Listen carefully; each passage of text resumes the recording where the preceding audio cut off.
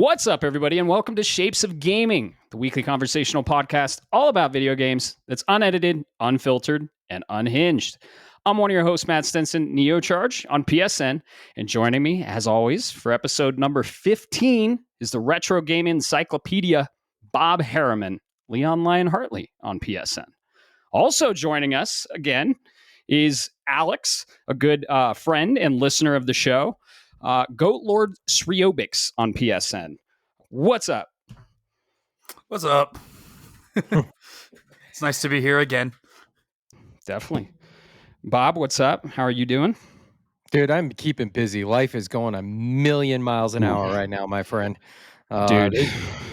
Yeah, like I got off work, drove home, scarfed down a sandwich, and then immediately jumped in front of this computer and then in front of another computer, mind you, to start this awesome podcast. But this isn't work. This is a pleasure. It's a hobby, and I'm so glad to be here. Yeah, I look forward to it all the time, every week. But yeah, a lot of changes in my life. I had a bunch of stuff lined up today. Some of it fell through, and I was kind of the same. I went and had a late dinner. But yeah, I've been looking forward to this. Music and gaming is one of the reasons I game, and I think it's going to be a really fun episode. Before we get into it, though, what are we drinking? Alex, you go first. I'm just drinking a slushy from Sonic, if I'm being completely honest. Well, that's still awesome. You're still drinking something. What flavor? Got the blue raspberry with a couple lime slices in it. Damn, that thing's huge. Hell yeah. That's what she said. I've never heard that before. Bob, how about you? Well, I am cleaning out the fridge of all the beer that I can find. So I found another Whistle Blast Honey Brown Ale from Horse and Dragon Brewing. So I was like, you know what? Sounds really good at the end of the day, and that's where we're at. There you go. I'm drinking a brew that I actually paired with one of my games. So when I play video games, I usually pair a beer with it. And this particular beer is something I paired with a game that most of us are playing, and it's taking forever, but it's an incredible experience nonetheless, and that's Death Stranding. So this is my Death Stranding beer, and it's from Wibby Brewing. And Wibby Brewing is in Longmont, Colorado, another one up north, and it's a Moon Door Dunkel. The three descriptions it gives is velvety, dark, and supple. And it's a Dunkel lager, and it's delicious, and it's a little darker, and it pairs well with Death Stranding, let me tell you. It pairs well with expanding the chiral network and delivering all those packages.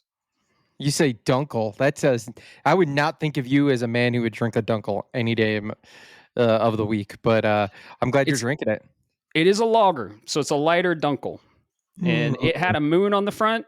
And we know in the marketing material of Death Stranding, though I haven't gotten to that point of the game yet, there is a moon, a big moon that he's walking in front of. So can't wait to get there. That's in the marketing material. But yeah, that's the beer I pair with it. And yeah, it's fun to pair beers with video games. Do you guys ever do that? Pair like any sort of drinks with video games?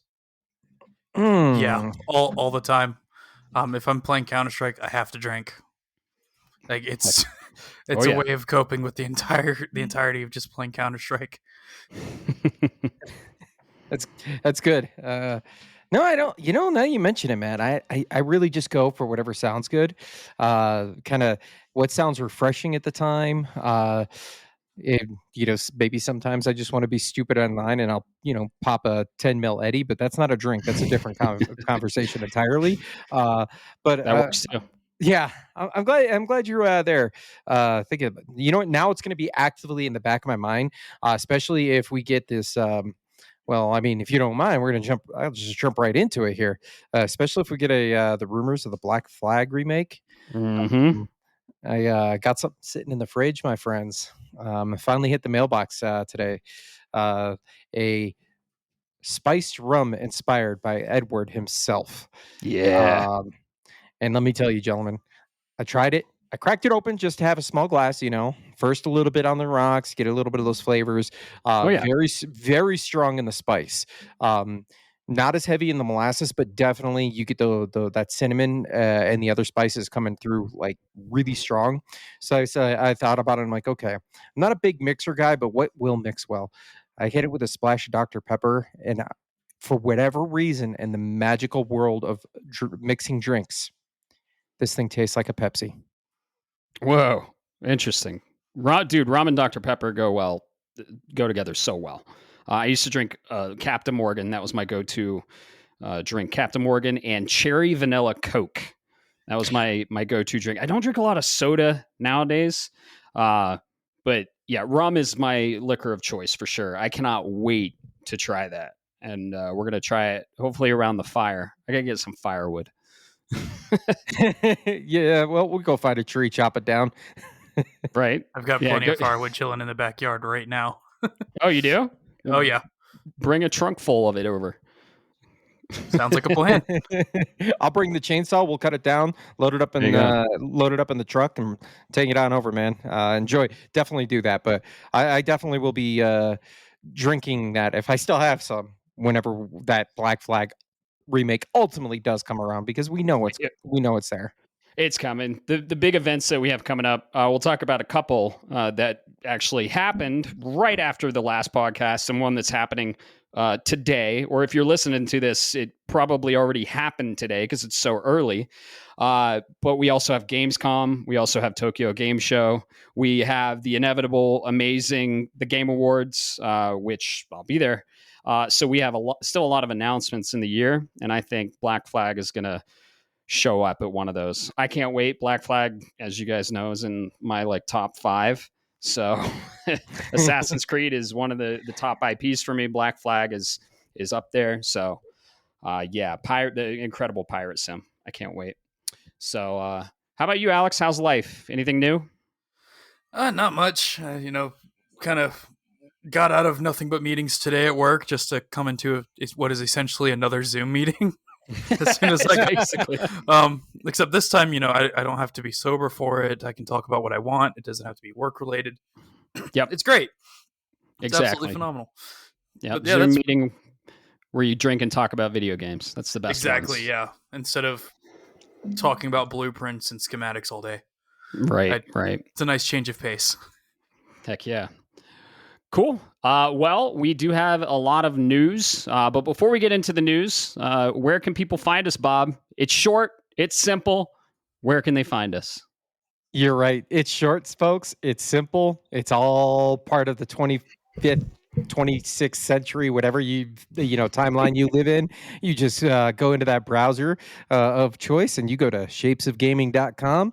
And there you'll be redirected to our link tree, where you will see all of the landing page with all of the splash for basically where you can find us, whether you want to listen to us on your podcast app of choice, you want to see us on the socials, maybe on YouTube. We don't have video yet, but that is a project incoming.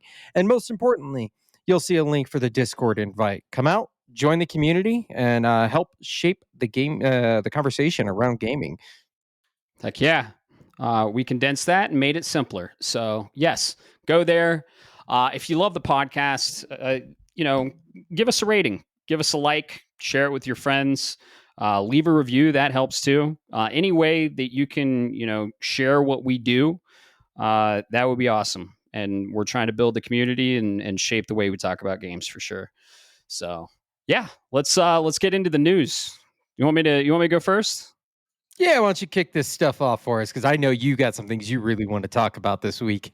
Yep. First of all, I wanted to go over so games that are on our list that released, and one of those is Ninja Gaiden Ragebound. It got really good reviews. It's on our list.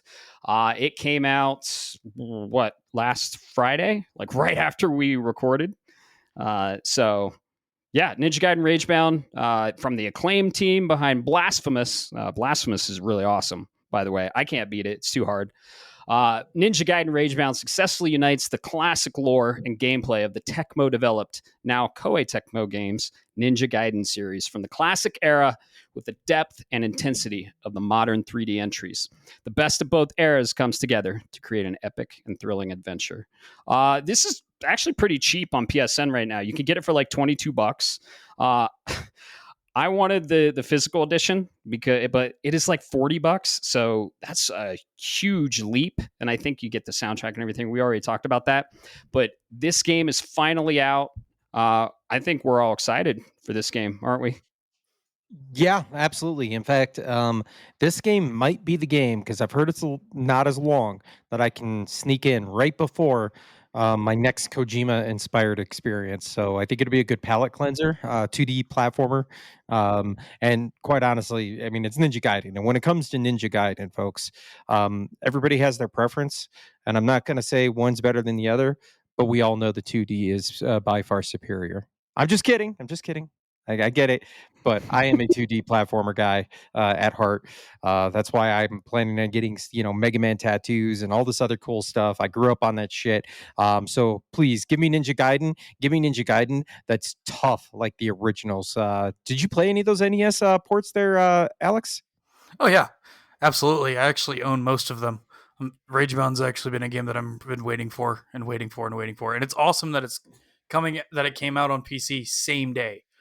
It's just phenomenal. I hate waiting for things I'm actually excited for. Yeah, very cool.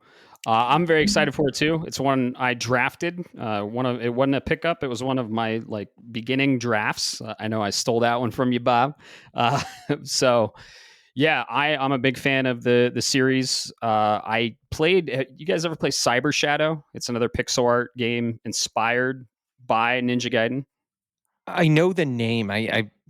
I think I played it, but there's a lot of them out there. But I know the name, and it looks. What I remember, it was very impressive.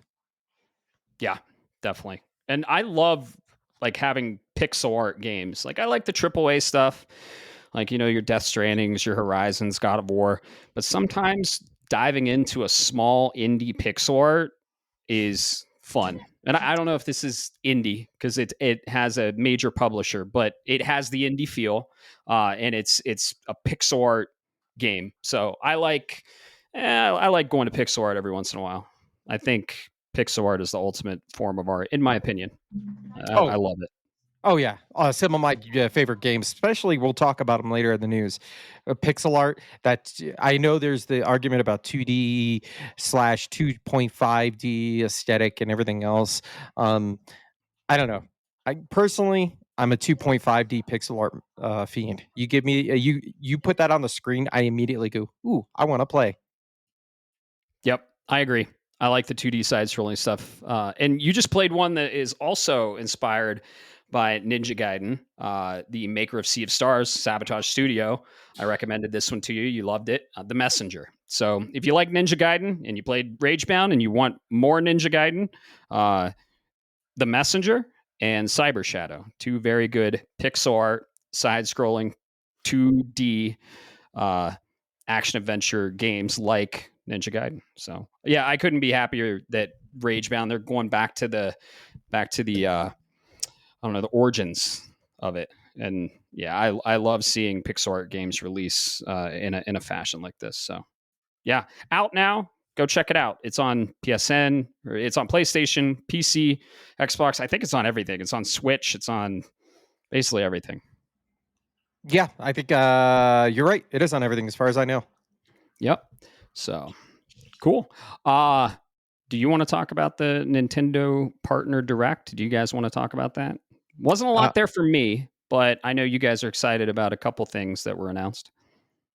Yeah, absolutely. Well, I've got a few things to talk about for that. Brush it over, but I'll give Alex here the opportunity, man. What was there something that really stood out for you that's got you going on this Nintendo Partner Direct? Or do you remember anything that came across? Because I know of at least 3 different things that hit that had my interest, and one of them is a day one purchase. So there was a couple of things. I mean, obviously, trying to remember what exactly happened during the partner showcase because I kind of like glossed over it all. Octopath Traveler, obviously, nice to see in the news, but other than that, nothing really struck my fancy that much. All the good stuff was at the end. So. I didn't watch all the way through yet, so yeah, I caught highlights. It was early. It was super early, just like the indie one today was.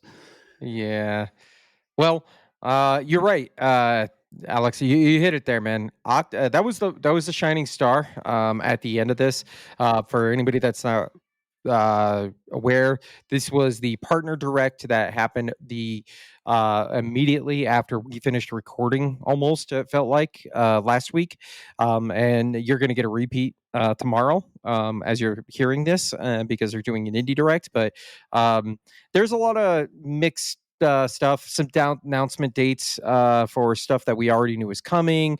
Most notably, well, before we hit that, did you guys see that Chilling by the Fire? I got to bring it up. I'm sorry. Yeah, it looks like a nice little indie cozy. Yeah, the giant faces on the avatar that are part of the webcam. It had all of the Nintendo jank, and I say this in the nice way, where you can tell they were going for an aesthetic. It's just not an aesthetic the video game community normally would go for. But first and foremost, I wanted to touch on is we finally got a release date for Chronos: The New Dawn. This game, Blooper Team. As soon as I saw it, and it was announced, this was, I want to say, it was a couple months ago. Don't quote me on that. I'd have to go back. My memory's shot. But I think it was announced before that, but we first saw. I think we first saw gameplay like beginning of the year, but they have been updating the news, and we finally got a release date. Yep, absolutely. Got a release date. We saw a little bit more snippets about this. I'll let everybody go out there and take a look at it. But the more and more I see about this game, the more and more I'm sold, which makes me so happy that I was able to snag it up on the draft for really cheap. Because I think Blooper Team, Blooper Team proved their chops. You're only as good as your last game, and their last game was a smash success in all metrics and measures.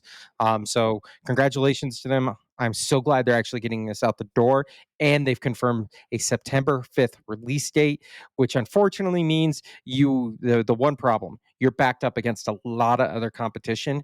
So I'm curious what this is going to do the sales numbers. So what do you think there, Matt? Is this going to be hurt by its window? Probably everything is, and it's a well-known studio for what they did for Silent Hill. They had a blueprint there, so this is kind of them off the rails. And I gotta say, what I saw, this was probably the game of the show for me. But I'm playing it on my PS5 Pro. Like it was a Nintendo third-party event with a lot of multi-platform stuff, right? Even Octopath is multi-platform. So I was excited in the sense of I get to play all this on my PS5, but yet, dude, Chronos looks amazing. It has my attention tenfold now. It's like BioShock meets Dead Space with time travel, and they kind of went into the game mechanics. I couldn't be more excited for this game. This game will probably be after Ghosts of Yotei for me.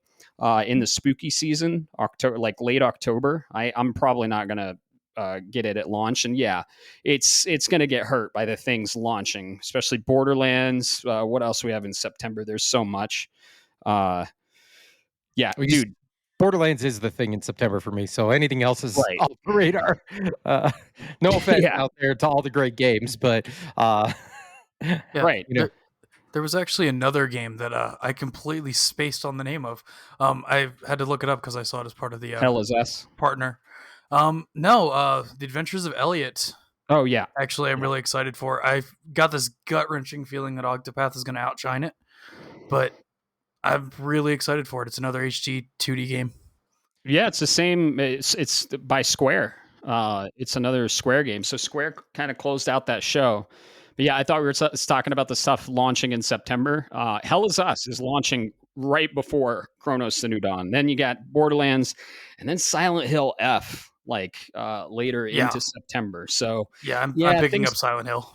Oh yeah. I'm actually more excited for Chronos, to be honest. I don't blame you. I'm intrigued by Silent Hill, but it's been kind of quiet. Chronos is kind of just being out like, hey, here's what we're doing, and we're not hiding it and saying, oh, we're going to do this, and it's kind of inspired by these concepts, or we're avoiding these pitfalls. It's just, hey, here's the concept to the game. Here's what it looks like. Here's the cool shit that we're talking about. Here's some footage. And by the way, unlike take note, their Capcom, unlike another certain game that we saw trailers for, it shows in 60 FPS, beautiful 4K, not 30 pre-rendered BS that we've seen going on. So it's a little bit of a pump out the chest moment, and they definitely should have the confidence for it. Yeah, don't get me wrong, I'm excited for Silent Hill, but I'm a sucker for new IP, and Chronos is like that new shiny IP from Bloober Team. The medium wasn't great, but they killed it with Silent Hill 2. And I loved everything I played of that, and everything I've seen of Chronos New Dawn. I'm very excited for it. It's definitely going to be my spooky game. So couldn't be more excited for that. Another one. Then, go ahead. Another one coming out in September, unless it's changed. Right. The new Final Fantasy Tactics. Oh yeah, it's supposed to be coming out September, end of September. I don't know if that's changed yet or not, though. I haven't heard anything in a while.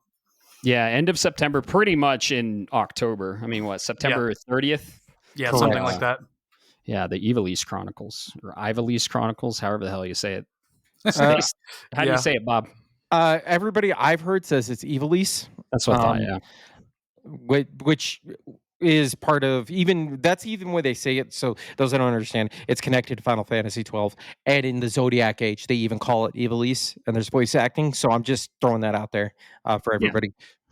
Yeah, and then, dude, at the end of August, basically in September, oh my God, at the end of August, the last week of August, like blending into September, we have Gears of War Reloaded, Metal Gear Solid Snake Eater, which is a put down everything and play for me. Lost Soul Aside, which we actually got new gameplay for that, and they went into the weapons. I didn't watch a lot. I didn't want it spoiled because I do have that game pre-ordered, and I do believe in that game for many reasons. I have it drafted, and it's caught my attention. Like, it looks really awesome. Just the breadth and varied environments that they're showing is awesome. Then we have Shinobi Art of Vengeance. Like, that's all within 3 days. Yeah. Yeah. Holy fuck. So, and you thought a Steam sale was rough on your wallet. Right. And then Gears of War is going to take up a lot of my time personally out of all of those. We want to play that on stream co-op, Bob and I, when we get everything set up, but we're probably not going to play it on launch. It'll probably be later in the year, maybe November, December. I don't know. Because Hell Is Us has my attention too. They are I forget the developer, but it's a third person action adventure, and their hook is we're not hand holding at all. You're not going to have waypoints on the map. You're not going to have a compass. You're going to just explore the world, talk to people where they tell you to go. They're going to be like, oh yeah, you want to go. They're going to give you directions like back in the old days. You don't have like Google Maps or anything. You got to go find that fucking tree with a sign on it or something and then go past it. I'm actually really excited for this. And games handheld way too much, in my opinion, nowadays. So I'm pretty excited for that. And I also have that drafted. Yeah, I've got Hell Is Us pre-ordered on Steam already. I'm going to end up picking it up. It might not be exactly day one, but I will have it day one. Yeah. Awesome. And then this is another one that PlayStation is championing. So, Hell Is Us, developer Rogue Factor, using Unreal Engine 5. So it's on everything. But I'm excited for it. You know, Matt, you keep saying I picked it up for the draft. I just want to put this out there for people that don't understand. And this is out of my last of my news, and you touched on it, Alex, with Octopath Traveler 0 being the closing. This is how much of a splash that game made. Is if you go to Fantasy Critic, and you can do this, you do not need an account, and go and log in. You can see the top bids for the week that are being processed. Number 2 was Once Upon a Katamari, and there are 181 bids for a total of $2,500. Right, it's all fake money. Octopath Traveler 0, 599 bids for almost $10,500. People are going apeshit over trying to pick that game up. Yep, and you picked it up. Maybe for a cheap price, you're right. I did. Yep, you swooped in under everyone's noses and grabbed it. Sorry there, Caleb. I'm happy with my lineup. So speaking of which, my top pick is my next piece of news, Metroid Prime 4. We heard about it. So the Fan Expo in Canada, Nintendo is holding that, and that is going to be sometime soon. I don't see a date. Nintendo Canada is inviting you to visit the Fan Expo Canada in Toronto, Ontario, to check out the latest and upcoming games for the Nintendo Switch 2 system. Guess what's on that list, and guess what's going to be playable there? Metroid Prime 4. And they're saying that Metroid Prime 4 is still going to hit that 2025 year, which, man, I hope it does. And if you want to know, the Fan Expo Toronto is the 21st through 24th of August. So you got 14 days before it starts. Yeah. Awesome. Yep. Fan Expo attendees will be able to play upcoming games like Metroid Prime 4 Beyond, Street Fighter 6, Borderlands 4, Donkey Kong Bonanza. Well, that's already out. Mario Kart World. But those are the two, I guess, showcase titles for the Nintendo Switch 2. So there's still hope for Metroid Prime 4. I was close to dropping it. I'm still cautiously optimistic, but we'll see. I'm very, very excited for that game. So it's good to hear some news for that. What else? Alex, did you have anything? Because I had a few more. Yes, just one thing for all the PC gamers out there. It's a little bit old news at this point. July 31st is when it was announced. NVIDIA's they confirmed their game-ready drivers for Maxwell and Pascal GPUs will no longer be supported as of October 2025. That's affecting anybody running old NVIDIA 9 series cards and GeForce 10 series cards, which unfortunately includes like the 1080 Ti, which is actually still incredibly popular for modern gaming. But very cool. You know, it's unfortunate. It's by no means NVIDIA has explained that this by no means is like a death to the cards. It's just games will no longer be optimized on drivers anymore. So if you want to keep running the cards, you just have to keep your drivers exactly the same. Gotcha. Okay. What graphics card do you have? 7900 XTX. I've got nothing to worry about for a long time. Yeah, that's up there. That's pretty good. Yeah, that's cool. So that's some cool news in the PC world. Guess what? I have an update on the news I just talked about. They dropped some wording because I clicked the link. They dropped available in 2025. Wait. So the link I was reading, and I was like, wait a second, doesn't say available in 2025 either anymore, because I took a screenshot of it when we talked about it on the text string, and I was like, oh, it still says they dropped that wording. Oh my God. Metroid Prime 4 is not going to hit 2025. It doesn't sound like. Wow. Oh, wow. You know, it's funny you mentioned that. See, I'm seeing so many mixed reports now. Yeah. So it used to say Fan Expo attendees will be able to play upcoming games like Metroid Prime 4, and then in parentheses, available later in 2025. Now it just says Fan Expo attendees will be able to play upcoming games like Metroid Prime 4 Beyond. Ooh. That's it. They dropped available in 2020. Oh, shit. All right. What'd you say? The Katamari game? Actually, okay. if that hits, so I'm half joking with you, but Katamari is pretty fucking good. I like that series, but Once Upon a Katamari. Gotcha. Yeah, the Katamari games are absolutely hilarious. They're loads of fun, dude. They are loads of fun. Gotcha. Yeah, I played one a long time ago, PS2, I believe. So. Yeah. I'd feel bad for you, but at the same time, I had to drop my number one pick as well. Shit, Yep. Well, I might be dropping that, and that's interesting because I was just looking at the link. I mean, we're just live recording, and I'm like, they dropped the available in 2025. Holy shit! It's all public. You can go on and look at it. It's and they dropped that wording. Interesting. Huh. Well, dang. I highly doubt it's going to come out in 2025 now. Interesting. Hey, hold out hope, man. You never know.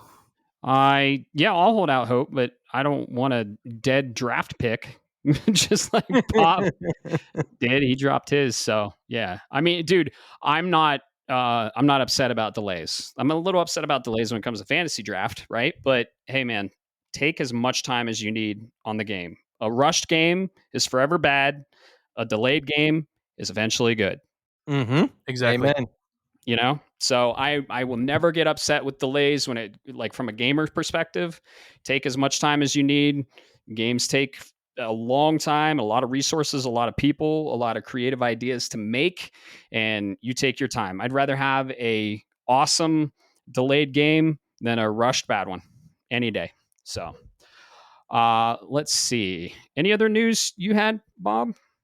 They talk about the Nintendo Indie World Showcase. Oh, you mean that's coming tomorrow? It starts Technically today. Yeah, technically today. It should be 6 p.m. or 6 a.m. Wow. 6 a.m. Pacific time on going to be the 7th of August. So the day this is going live, you guys will probably have to juggle between us and Nintendo. Sounds like they're just out in the middle of nowhere. Once again, Nintendo rapid fire. Seems like they're trying to clear the shelves. We're getting Indie Direct, and I have a feeling, and we were talking about this earlier today before we Yes, even started sir. recording. I have a feeling Nintendo's going to be given the go ahead and green light to announce a release date for Silksong.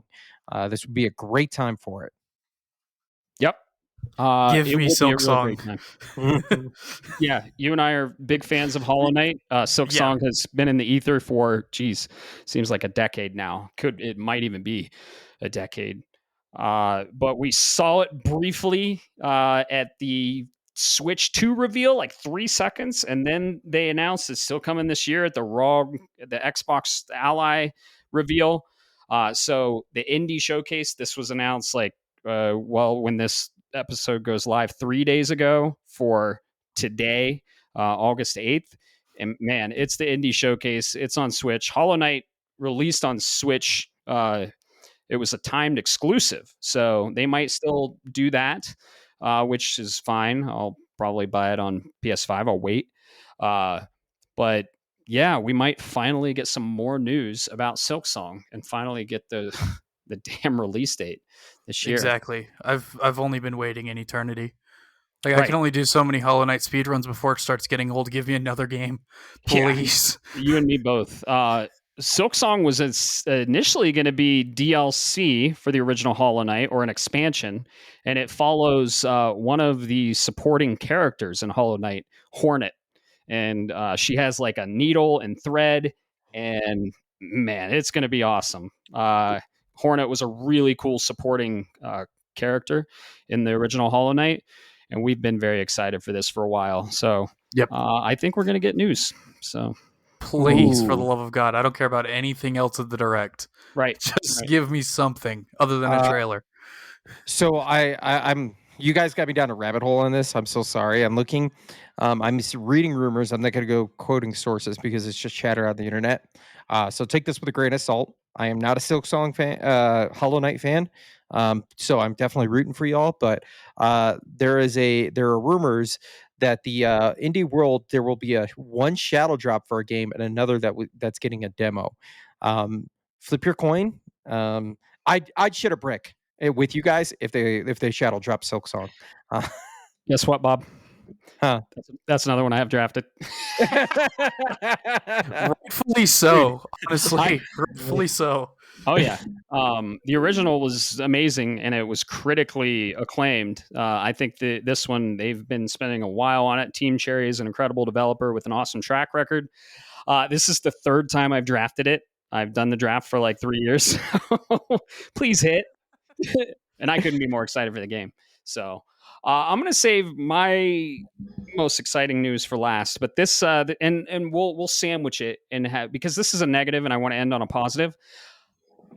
But Nintendo has announced some price increases for some Switch original Switch hardware, and Gotta say, man, they're increasing. I mean, we all know why it's increasing, right? For multiple reasons, tariffs and stuff. I'm not an expert in that. I play video games and drink beer, so I'm not an expert in world trade.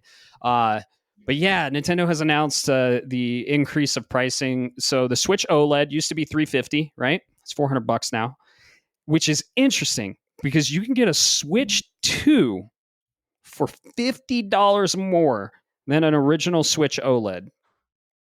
Granted, the Switch OLED, the screen is better, but I mean, Switch 2, it's got a pretty good screen on it, and you get way more power. So that's very interesting. They cranked up that price.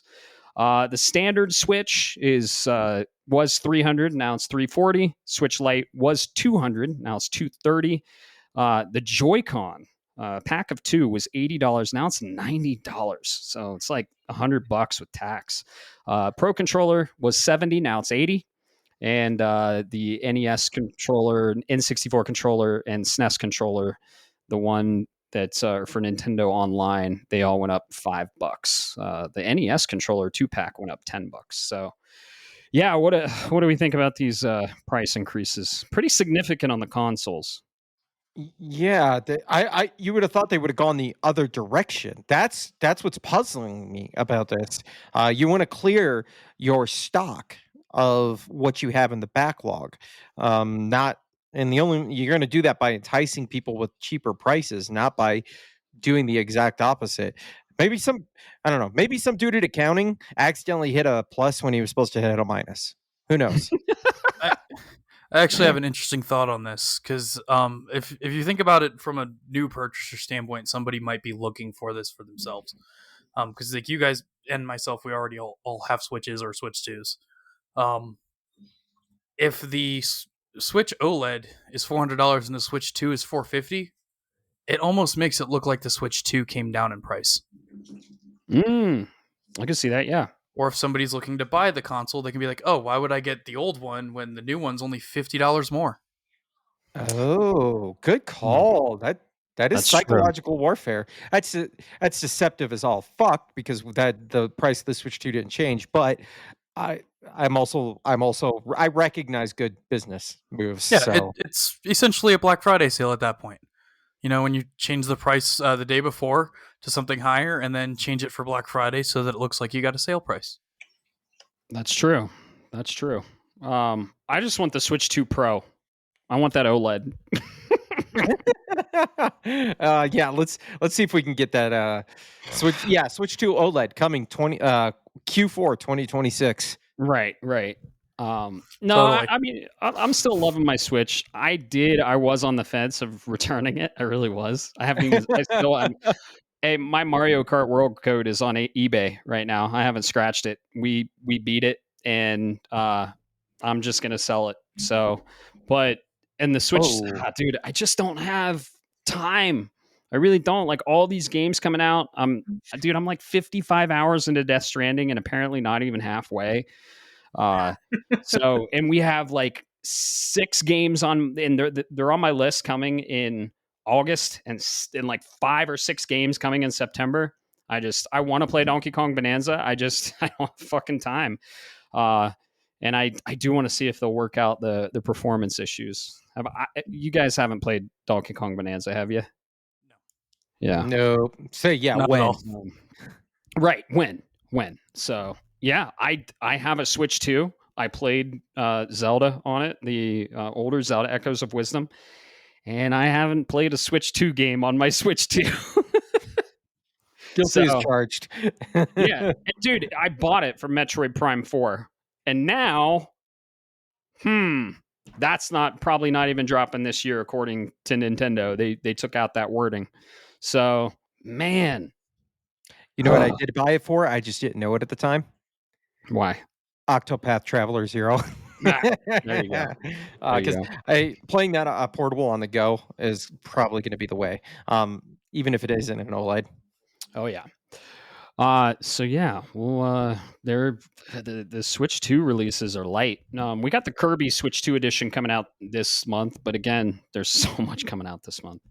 Yeah, that's some negative news. Unfortunately, I got some price hikes and some pretty significant price increases there. Okay, so this next piece of news, we're wrapping up the news with it, and holy shit, I lost my shit on the text string. I was like, oh my god, oh my god, oh my god. And this is it's kind of a well-known IP. It's a cult classic IP, I would say, and this IP is Darksiders.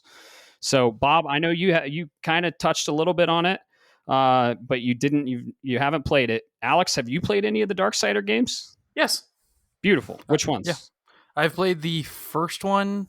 Okay. I have to check my Steam library. Yeah. Awesome. So Darksiders, there are 4 total games. I've played them all, platinumed them all, and I love them. It follows the 4 horsemen of the apocalypse.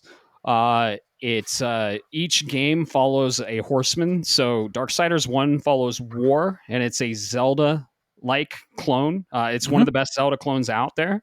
And then Darksiders 2 follows Death.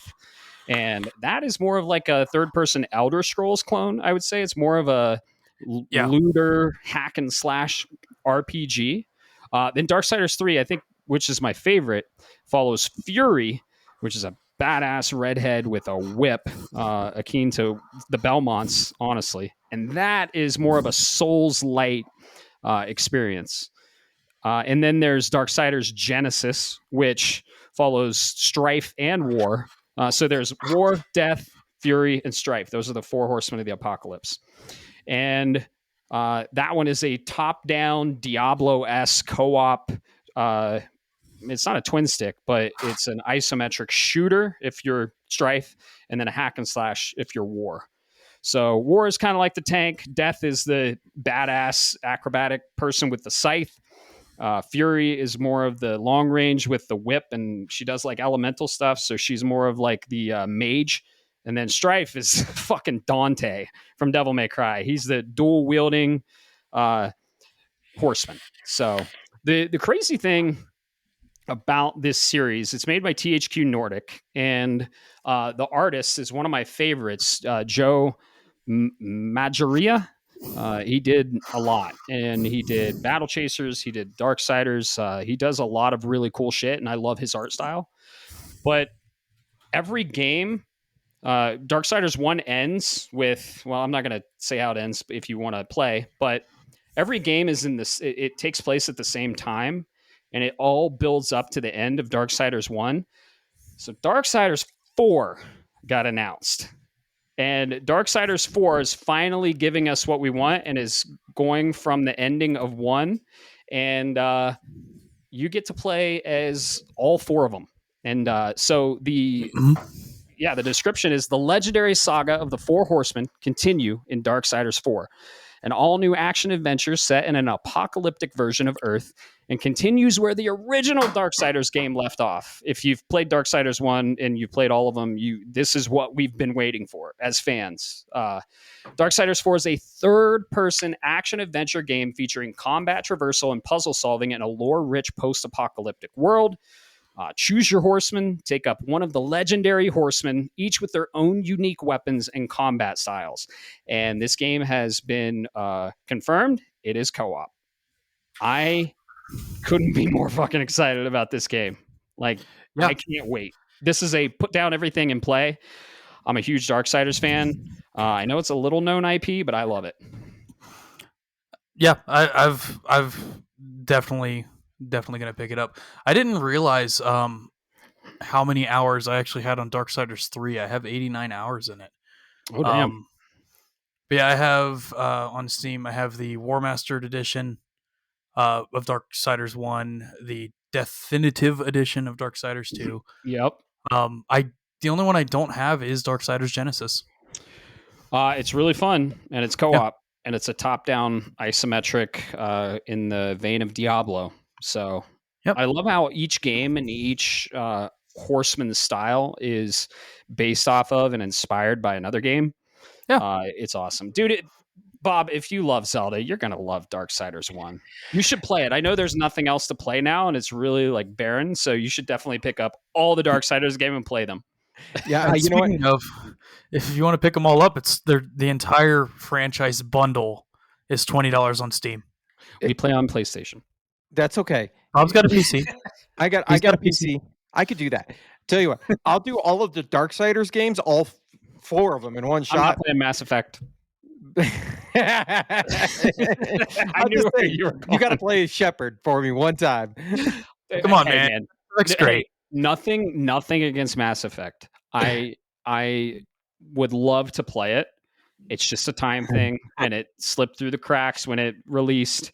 And then to play, when you play 2, you got to play 1, and then 2 released. I'm like, well, I got to fucking play 1. But then a ton of other stuff got released, and then when 3, it's like, well, now I have to play 1 and 2, and then it's a huge time ask. It's like 150 hours or something like that total across all of them. And then you have Andromeda.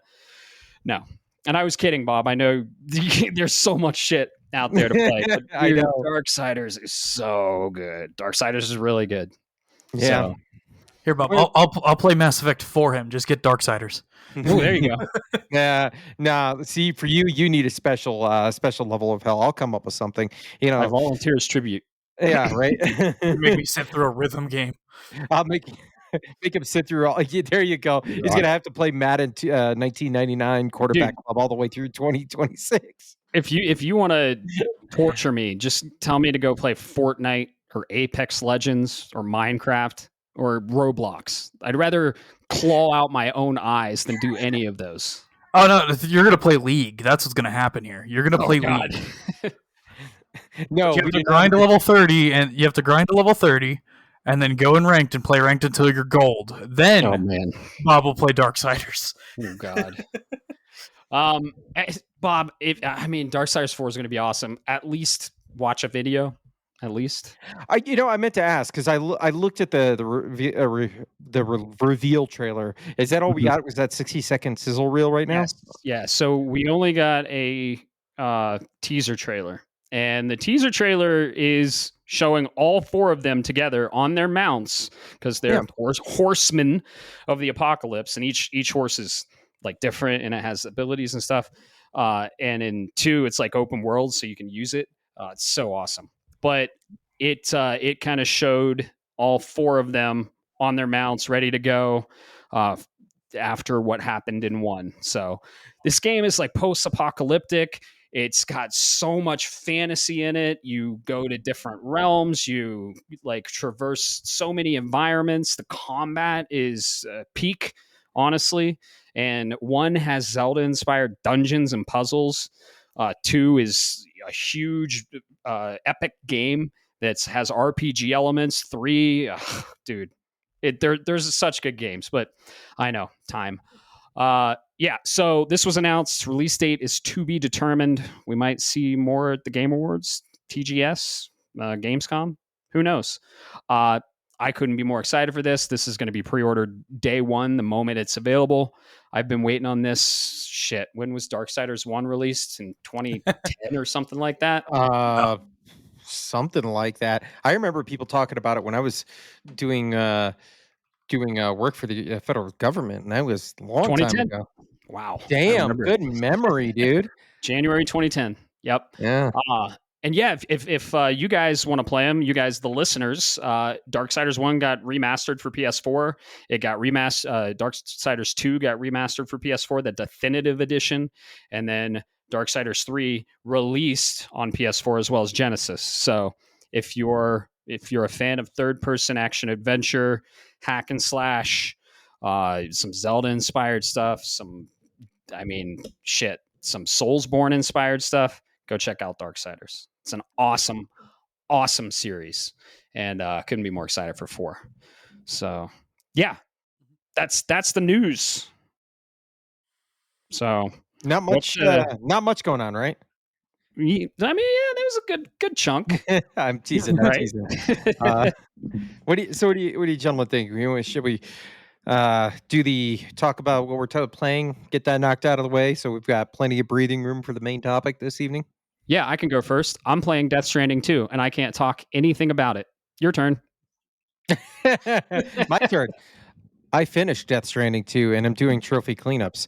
Oh, I shit. can't say anything about it other than it's my game of the year. Next. Oh, wait, hold on. It beat Claire?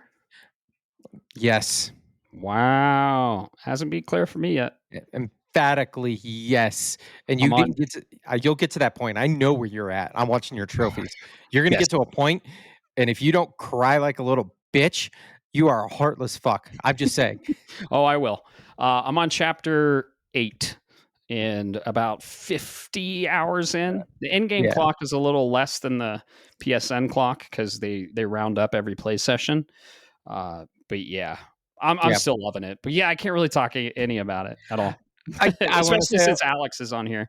Yeah, I want to say a lot. Other than like I said, it's game of the year for me. I'm doing trophy cleanup. And unlike Death Stranding 1, where I saw the trophy list and went and afterwards was like, ugh. This I went, you know what? There is an opportunity here. It's going to take me a little while, but I want to do this. Not I feel like I need to, but I legitimately want to do all of this. Yeah, that's where I'm at. I also picked up and was playing a little bit of my classic. Not much to talk about, but I went back and started playing some more Heroes of Might and Magic 3, the complete edition, this last weekend. Was feeling a little nostalgic, and it was just as great as I remembered. Hence why it's on my top 10. Excellent. Yep, I'm playing Legend of Dragoon again. Bob came over the other day, and I was like, "Oh, I'm just doing a casual playthrough." That didn't happen. I'm about 11 and a half hours in. I'm midway through disc 4 now. The speedrunner in me took over, and I'm like, you know what? We're just gonna speed through this. I've already platted it on the PS4, so like, there's not really much more for me to do. I did pick up my Japanese copy. Now I'm gonna find a Japanese PlayStation and play it on higher difficulty because that game actually scales incredibly differently in the Japanese version of the game. Oh yeah, which is gorgeous, by the way. You shared pictures on Discord. If you guys want to see it, it's on Discord in the general channel, I believe. Yep, I put it in the general. You got both black labels. So you picked up quite a few black labels, which is awesome. Midnight Games, they're pretty good. That's where I got my Metal Gear Solid black label from. So yeah, that was a nice little haul. I love to see the hauls like that. So yeah, if any of you guys listeners are going out and hunting old games and collecting, show us your haul. Show us what you've picked up. So we love to see it. We're big collectors, all of us. So yeah, dude, that Japanese copy of Legend of Dragoon is gorgeous. Oh, it's stunning, and everything is like mint aside from like the jewel case has a couple scratches on it, but other than that, it's stellar shape. I think it's probably in better shape than my English black label. Oh wow. Yeah, that's awesome. I recently picked up a black label as well. I think I talked about it. It didn't have the manual, but I picked up a manual on eBay and completed it for a little under what the market price was. So I'm happy about that. So yeah, it was always one I wanted, and I'm glad you finally got one because I was going to keep an eye out for you. But yeah, glad you finally got one. That's cool. Legend of Dragoon. You mentioned a remake. The studio who would be awesome for the remake. You want to share that? Oh yeah, dude, Sandfall. Yeah, all day, every day would be phenomenal for a Legend of Dragoon remake, in my opinion. Oh, like, I know Bluepoint would be all over it, but Sandfall would just do a phenomenal job. I couldn't agree more. And Claire was heavily inspired by Legend of Dragoon, which you could probably attest to because you played them almost back to back. Yeah, I mean, I couldn't tell you how many times I've played through LOD, and that was part of the reason why I loved Claire so much. I got a little bit of semblance of the edition system, which was great.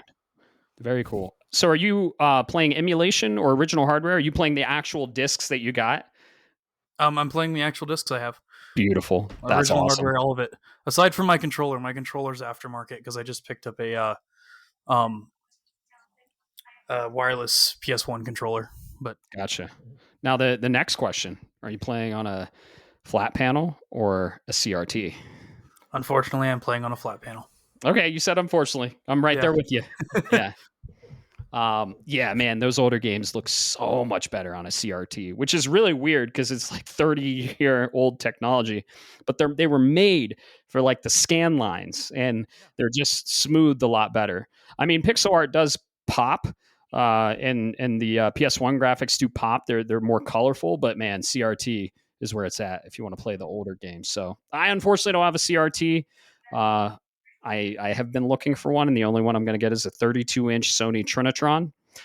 That's the Cadillac of CRTs. So what? The Cadillac of CRTs. It is. Congratulations, you've got the Cadillac of Pintos. It's peak CRT. Peak CRT. Oh, I love it. Yeah. Hey man, I fire up emulator. I fire up my original hardware on my fucking 83-inch Sony OLED, and it does not look great. You're right. No, you're right. I'm pissing in your Cheerios, but you're 100%. I've done it before, and even on the classics catalog with like on the PlayStation Network, I don't know if even the Nintendo NSO, some of those old things, they look rough on a 70-inch high definition TV. There's just something about the classics. So I don't disagree. I gotta throw my punches every now and then. Please do. Yeah, I love it. It's entertaining. Yeah, dude, even some of the games that were re-released on like PSN or like the PS4 or remastered or whatever, they will give you the option to mimic a CRT and put scan lines on there. And so, yeah, that's actually how I played the PlayStation Classics version of LOD was with the scan lines. Yeah, still doesn't look as great, but it's something, you know. Yeah. Well, that's awesome. You're playing Legend of Dragoon and you're speed running it nonetheless. Disc 4 in 11 hours. Very impressive. So I wish you could stream it, but I mean, I guess you could if you had a capture card.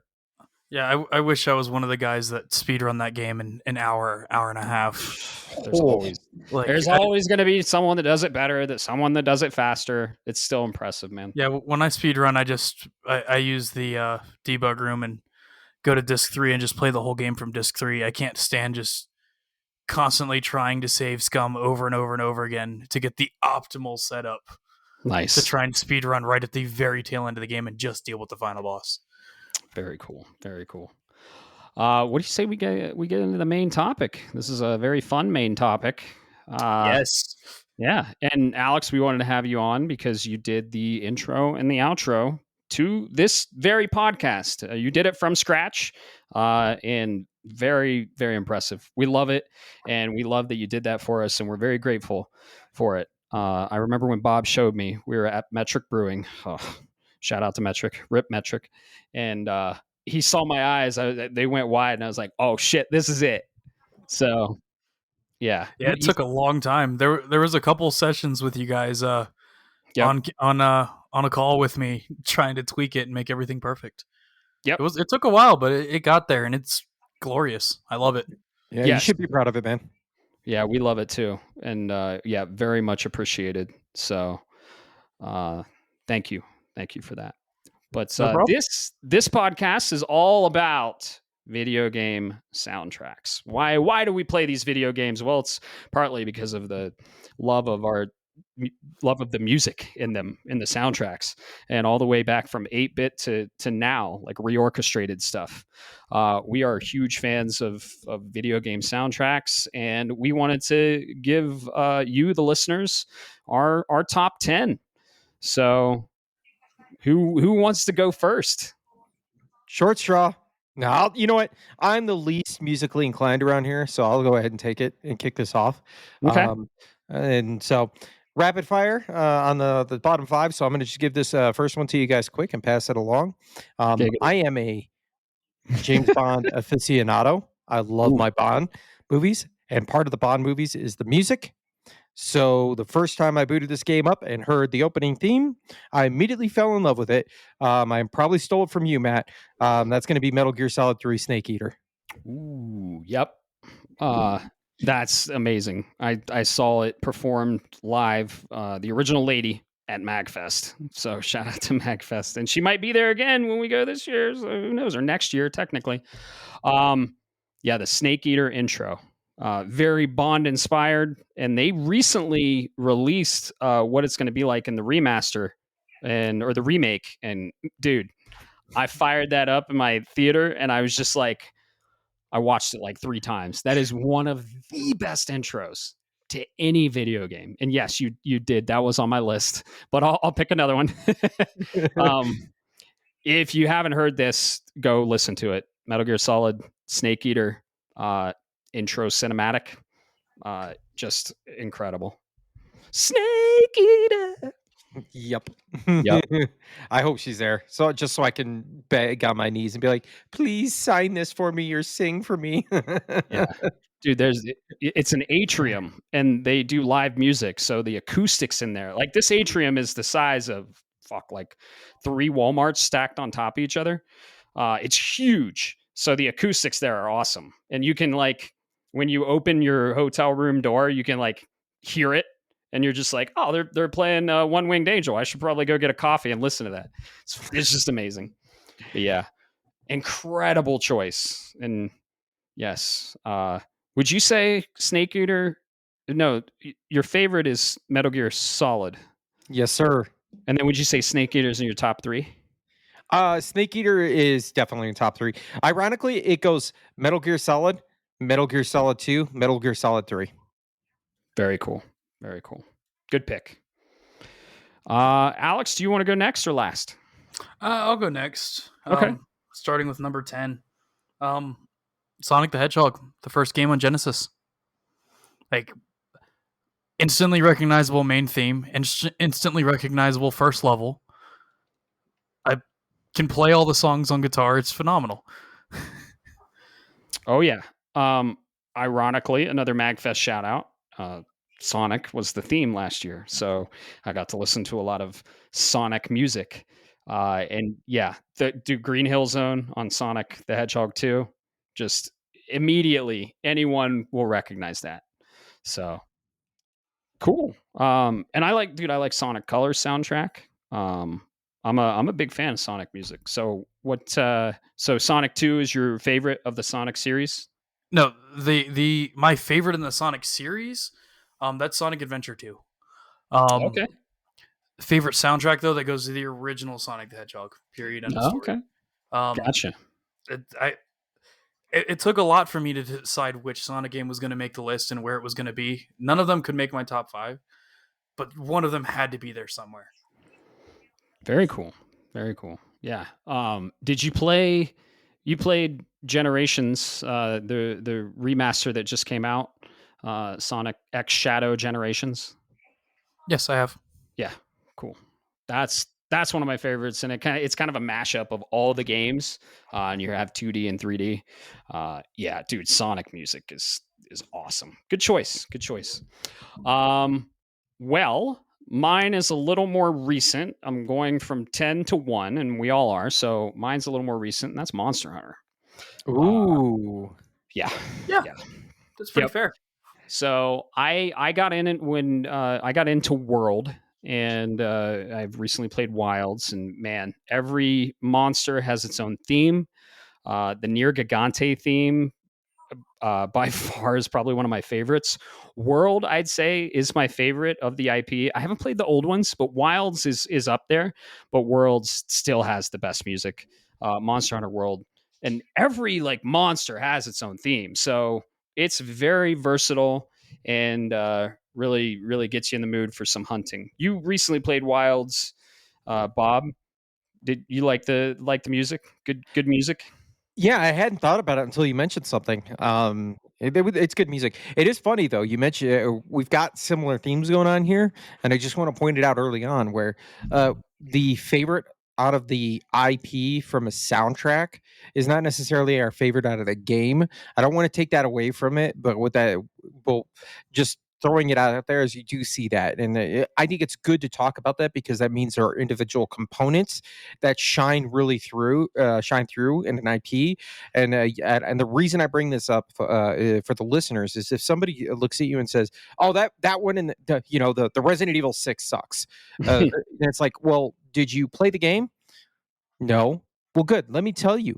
Actually, it's not as strong in the series, but there were key points about it that were really good. And here's some of those pieces. That's how you start and continue to shape that conversation. I wanted to point it out early because I saw it 3 for 3. I doubt we're going to get 30 for 30, but I just had to bring it up. Oh, we probably will. Right. Yep. Yeah, that's mine, Monster Hunter as a series. So, Bob, what's your 9th one? That's a good one.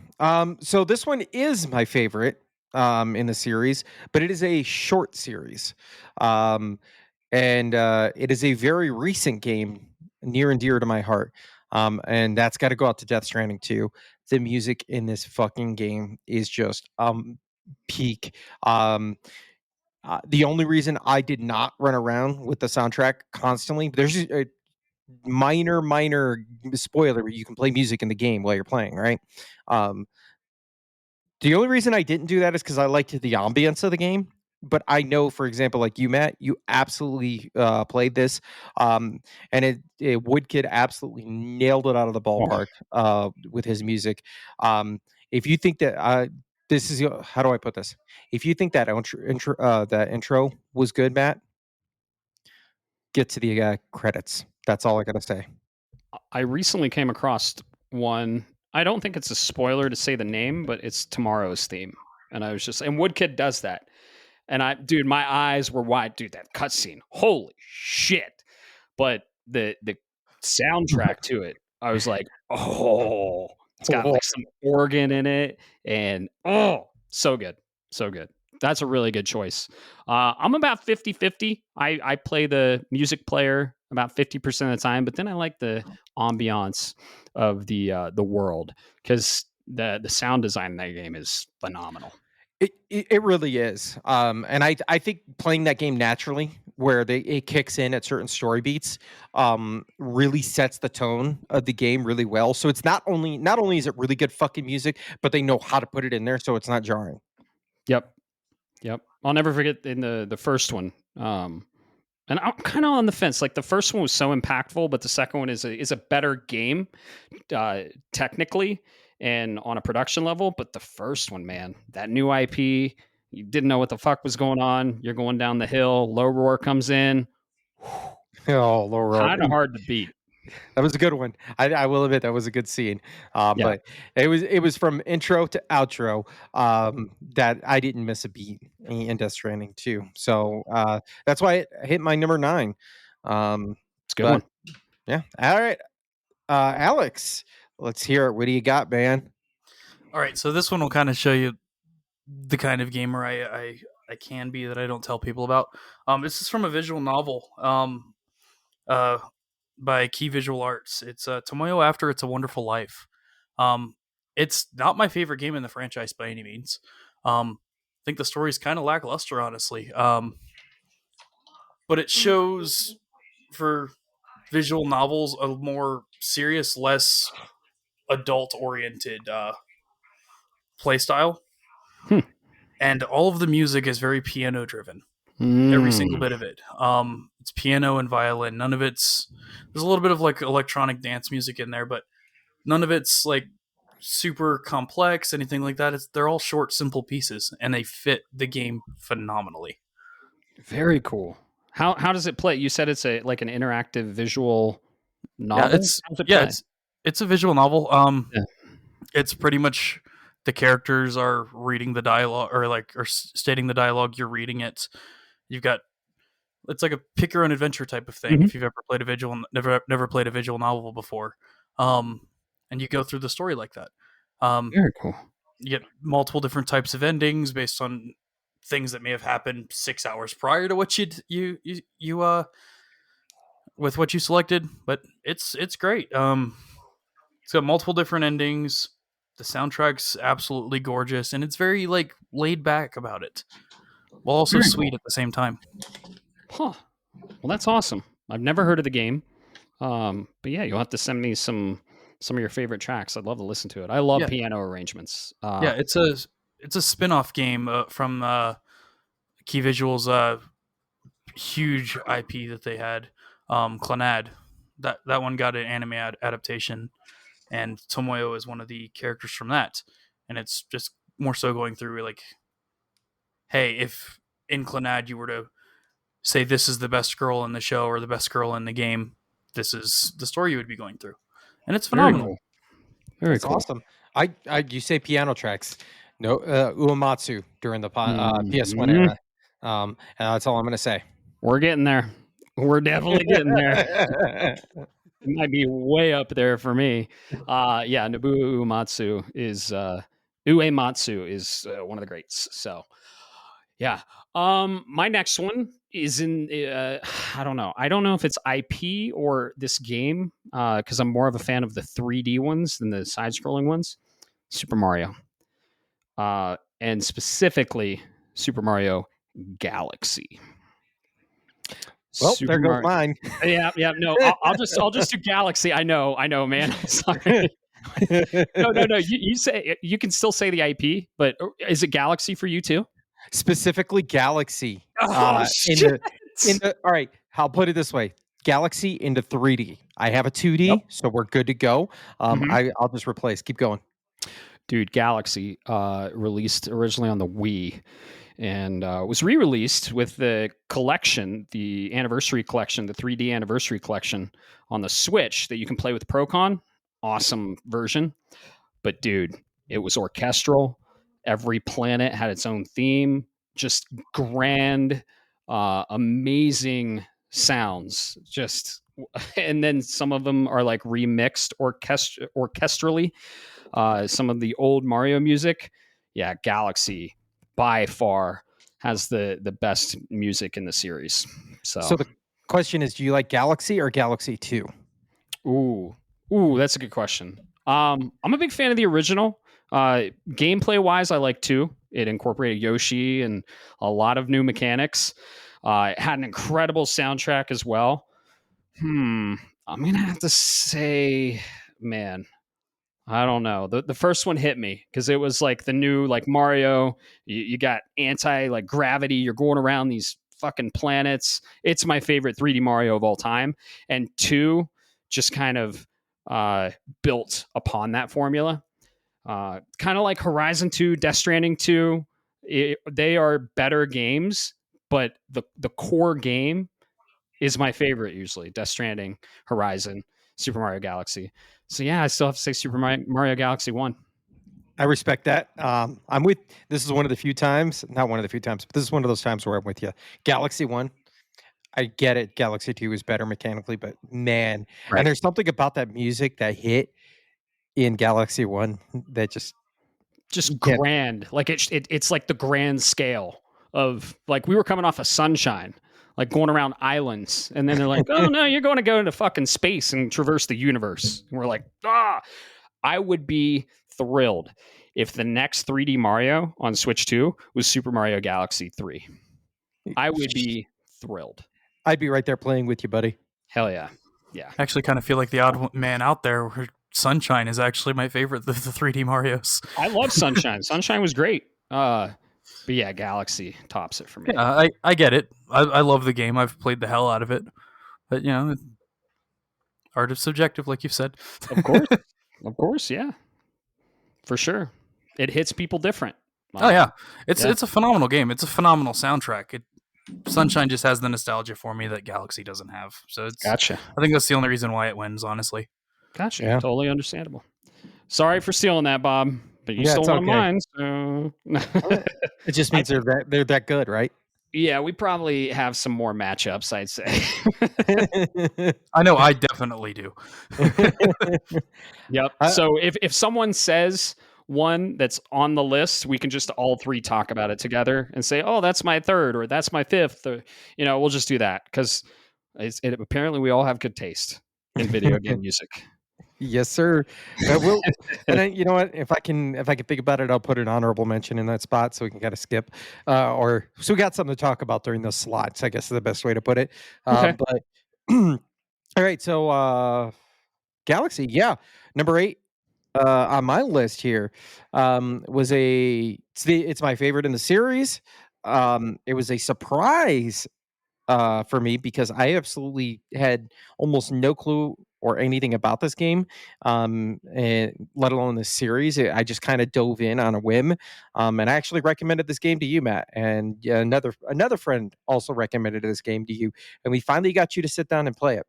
And that's Near Automata. God damn it! Yeah, That is my number 2. So, oh, damn. You haven't played Stellar Blade? What the hell? Yeah, what can I say? Near Automata is it's a weird ass game. But it switches between 3D adventure, 2D platforming, and the music dynamically changes with it in a manner that just it kind of blends together. It kind of blends. It's one of those few games where if you're coming around a corner or something and you're slowly moving to another zone, it doesn't jar you with ending a track and going on to the next one. It blends it together into a fade out and fade in kind of a situation. And the track that plays during the circus or carnival area, still to this day, I can hear it in my head. It rings and sings to me. Dude, the carnival theme, in my opinion, is one of the greatest compositions I've ever heard in music. Yup. I remember you and another friend recommended this. Actually, me and Ryan, shout out to Infinity's End, at MagFest, he was like, dude, you got to play Near Automata. And I was like, okay, well, you got to play Resident Evil Village. And he's like, all right, next year, this year, we got to both play it. And we had to play these games. It was like a gentleman's agreement. And I finally got around to playing it. It was on my list. And man, what a fucking soundtrack. Oh my God. Incredible pick. It's your number 2, Alex. That's awesome. Yeah. And in my, there's more Square Enix titles on my list. They're all over it. But in my opinion, I honestly think Near Automata is the greatest soundtrack that Square's done. Like it hits every little box for me personally. There's emotional pieces, there's really high-powered driven pieces, and it all fits in every single individual little piece of the game. And it's just stellar. Speaking of, Alex. I know I need to play Stellar Blade. I'll get around to it eventually. It is heavily inspired, musically wise and gameplay wise, by Near Automata. As long as it's better than Replicant, I'll do it. Oh, yes. 100%. I haven't played Replicant, so I can't say. I played about 15 hours of Replicant, and I can tell you it's significantly better than Replicant. It is so inspired by Nier that they did a crossover with Nier, so you can be the main character from Stellar Blade. You can be Eve, but in a 2B costume. That's all I'm going to say. Oh, awesome. Sick. Yep. So I have an unpopular opinion with Near Automata. I actually like A2. Over 2B. Unpopular opinion? No, it is an unpopular opinion. It's my opinion, but 2B has those like mommy hot vibes. A2 has that like mistress, like mysterious vibe. It's just I'm into A2 more than 2B. I know it's unpopular, but hey. Yep. Yeah. And see, you give me the hot mommy vibes. Right. I'm a sucker for it. What can I say? Yep. Have you met my wife? That's kind of what I'm after. There you go.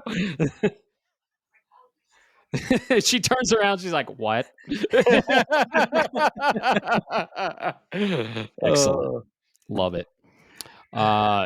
Alex, your 8th one, I think we're on. Yeah. After number 2 was robbed, I might steal this one from one of you guys. Mega Man X. Oh, you probably stole it from Bob. Oh no, I'm sorry, Bob. How many fingers am I holding up, Matt? 1. Yeah. Dang, you stole your first. Yeah. So that was an unexpected twist. Yeah, so I knew, like, I'm like, shit. I love the soundtrack in the game. Mega Man X is not my favorite one. Anybody who knows me knows the second one is my favorite game. But X does have the best soundtrack in the entire franchise, to me at least, and I guess to Bob as well. Everything's instantly recognizable. Once again, it's one of those times where every single individual piece of music fits every single stage that they're in, and I can't really ask for more out of a soundtrack. Yeah, that's going to be a recurring theme on my entire list, is how well it fits when the soundtracks or when different pieces are playing. Yep, that's exactly why it's number one on my list. Not only are the tracks good, but they fit thematically, particularly in the 8-bit or that 8-bit era, well, 16-bit in this case, and you only had so many different like channels and things of that nature with the sound card. Which, by the way, fun Matt pop quiz, who made the sound chip for the SNES? Sony. Yeah, there you go. Specifically. Yep. Specifically, you know who's the name behind it? No, I can't go that. Give you a hint. He's considered the father of the PlayStation. Shit, I don't know. Really? I'm blanking too, unfortunately. I'm blanking. Yeah. Ken Kugaragi, anybody? Yeah, Kugaragi. Yeah. Yep. Yeah, he made it, but that's a different story. But yes, you're right. Each and every one of the tracks plays the level, and it's at that period where you had to replay music over and over again without it becoming repetitive. So that's exactly why it's on my number one list. It's solid, it fits, it never gets old. I can hear every track in my head on demand. That's amazing. Yeah. MagFest next year is going to be Mega Man X themed.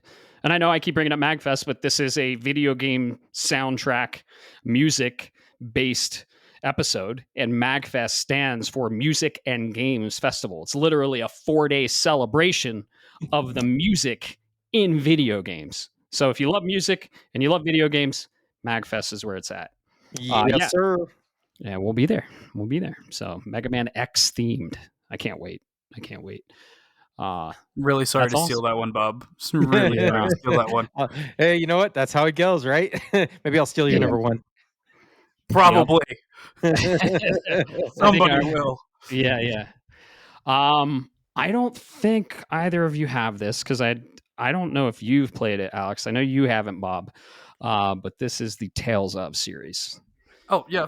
Depends on the game. Gotcha. Specifically, Symphonia. Yeah, it's not on my list, so you're good. But yeah, I've played it. I get it, man. Yep. Symphonia and Bergeria. These are action-based JRPGs in an anime style, and they have some really damn good music and soundtracks. Very versatile tracks, all the way to like jazz Persona stuff, to harps, to orchestral, to like organs, all of it. And I mean, Tales of Arise. You played Tales of Arise, Bob, right? Yeah, absolutely. Loved it. Awesome soundtrack. Yeah. So, the Tales of series has some amazing tracks in the soundtrack. And kind of in the same vein, I'm going to like pigeonhole this in here, but you actually might have it on your list, Bob. So I'm not going to. Never mind. Unless I'll keep it for the end if you don't say it. But it's in the same vein as JRPG. Let's just say that. You might have it on your list, so I won't say it. But yeah, the Tales of series, if you haven't played any of the Tales of series, they're incredible action-based JRPGs. Arise was the most recent one, and we're chomping at the bit for the next one.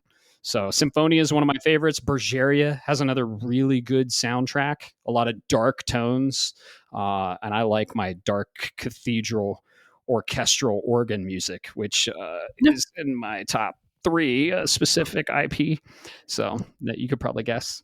But yeah, Tales of series, 100%. That's good, man. Definitely like Arise. What's that? The entire franchise is stellar. Yeah. Yep. There's like 20 games. You got Legendia, Grace's F, Abyss, Symphonia, Vesperia, Bergeria, Arise, Xillia, Zestiria. You say the list goes xenophobia? on, right? Chlamydia. No, I'm kidding. I wasn't gonna say it. Tales of Chlamydia. Sounds like my nickname in high school. Anyway, no.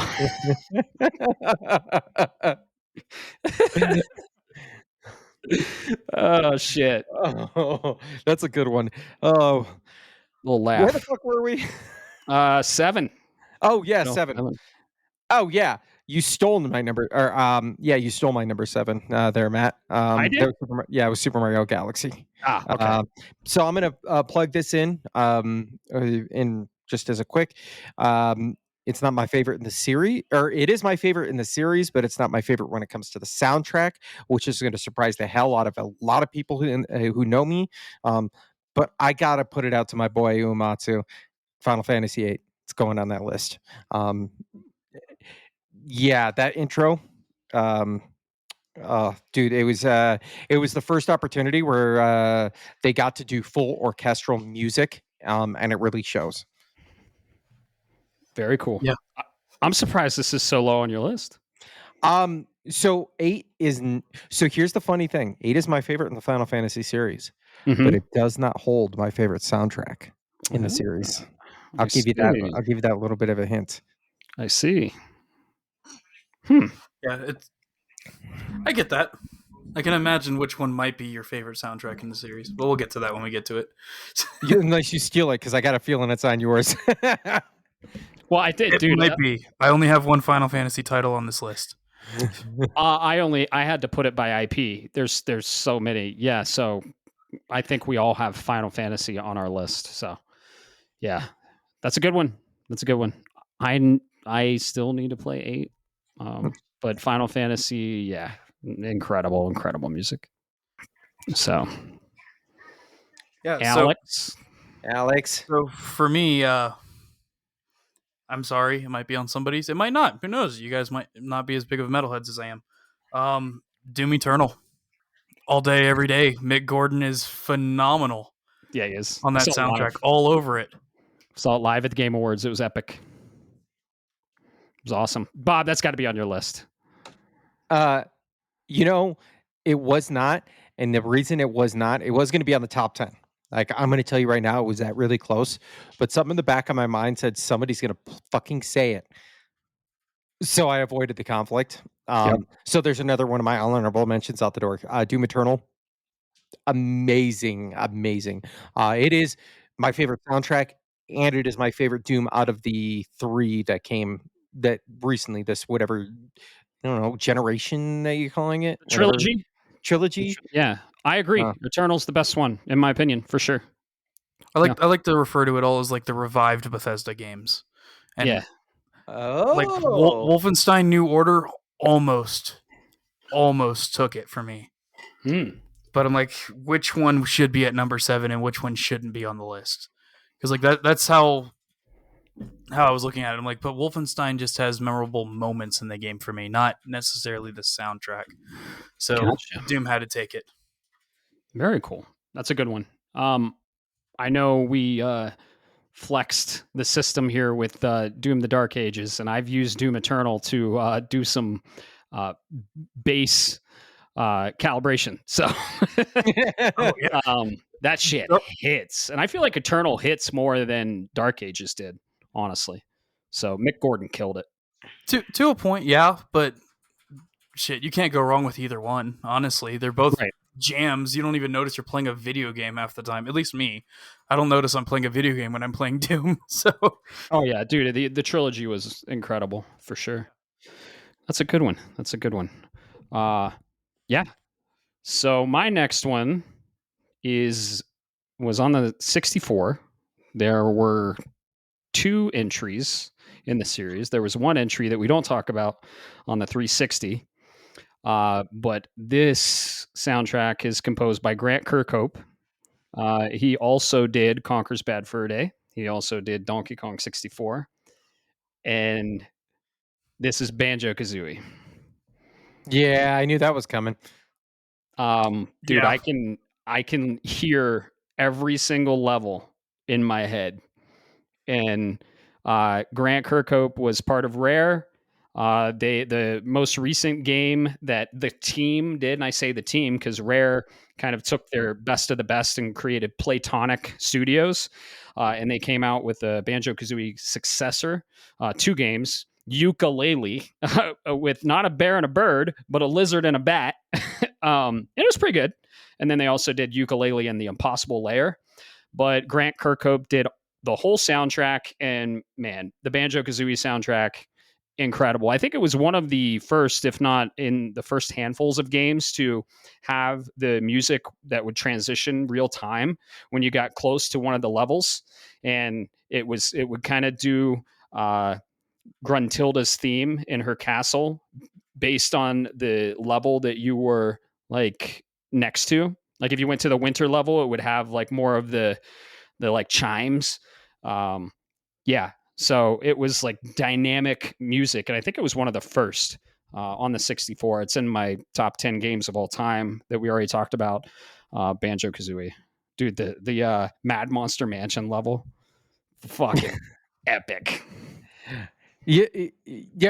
I'm just saying, what are you collecting in that game? Puzzle pieces. Yeah, music notes. Music notes. There you go. Yeah. And Banjo-Kazooie is they're literally 2 instruments, so it's heavily inspired by music.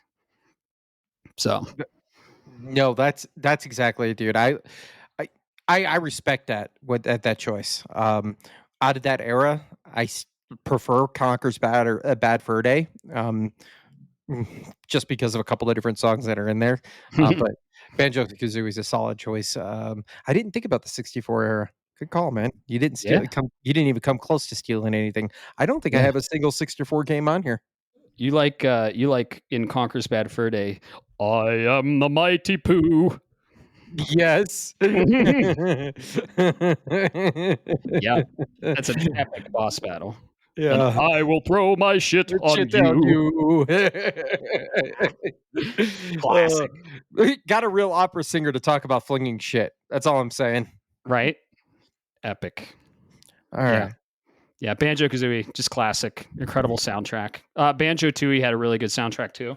But again, nothing beats the original in my opinion. So yeah. I think that's a pretty consistent opinion throughout the fan base, honestly. Yep. And Jesus, Xbox, please just let go of Rare so they can make Banjo 3E or a remake of Banjo-Kazooie in Unreal Engine 5. Can you think about that? Or do something with the fucking IP.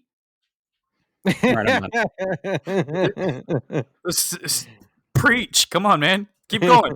Let it all the last game we got was Banjo-Kazooie Nuts and Bolts, which was fucking Banjo-Kazooie Minecraft. It was okay. It was a far cry from the third-person platformers that we got, Banjo-Kazooie and Banjo-Tooie. So on its own, it was okay. It was fun. I mean, it was like it walked so Tears of the Kingdom could run, honestly. But just, man, we want Banjo 3. Come on, you're sitting on that just gold mine of an IP. Give us the Bear and Bird. We want it. Yeah, just don't give us Nuts and Bolts. That's all we ask. Yeah, no, not Nuts and Bolts 2, for the love of God.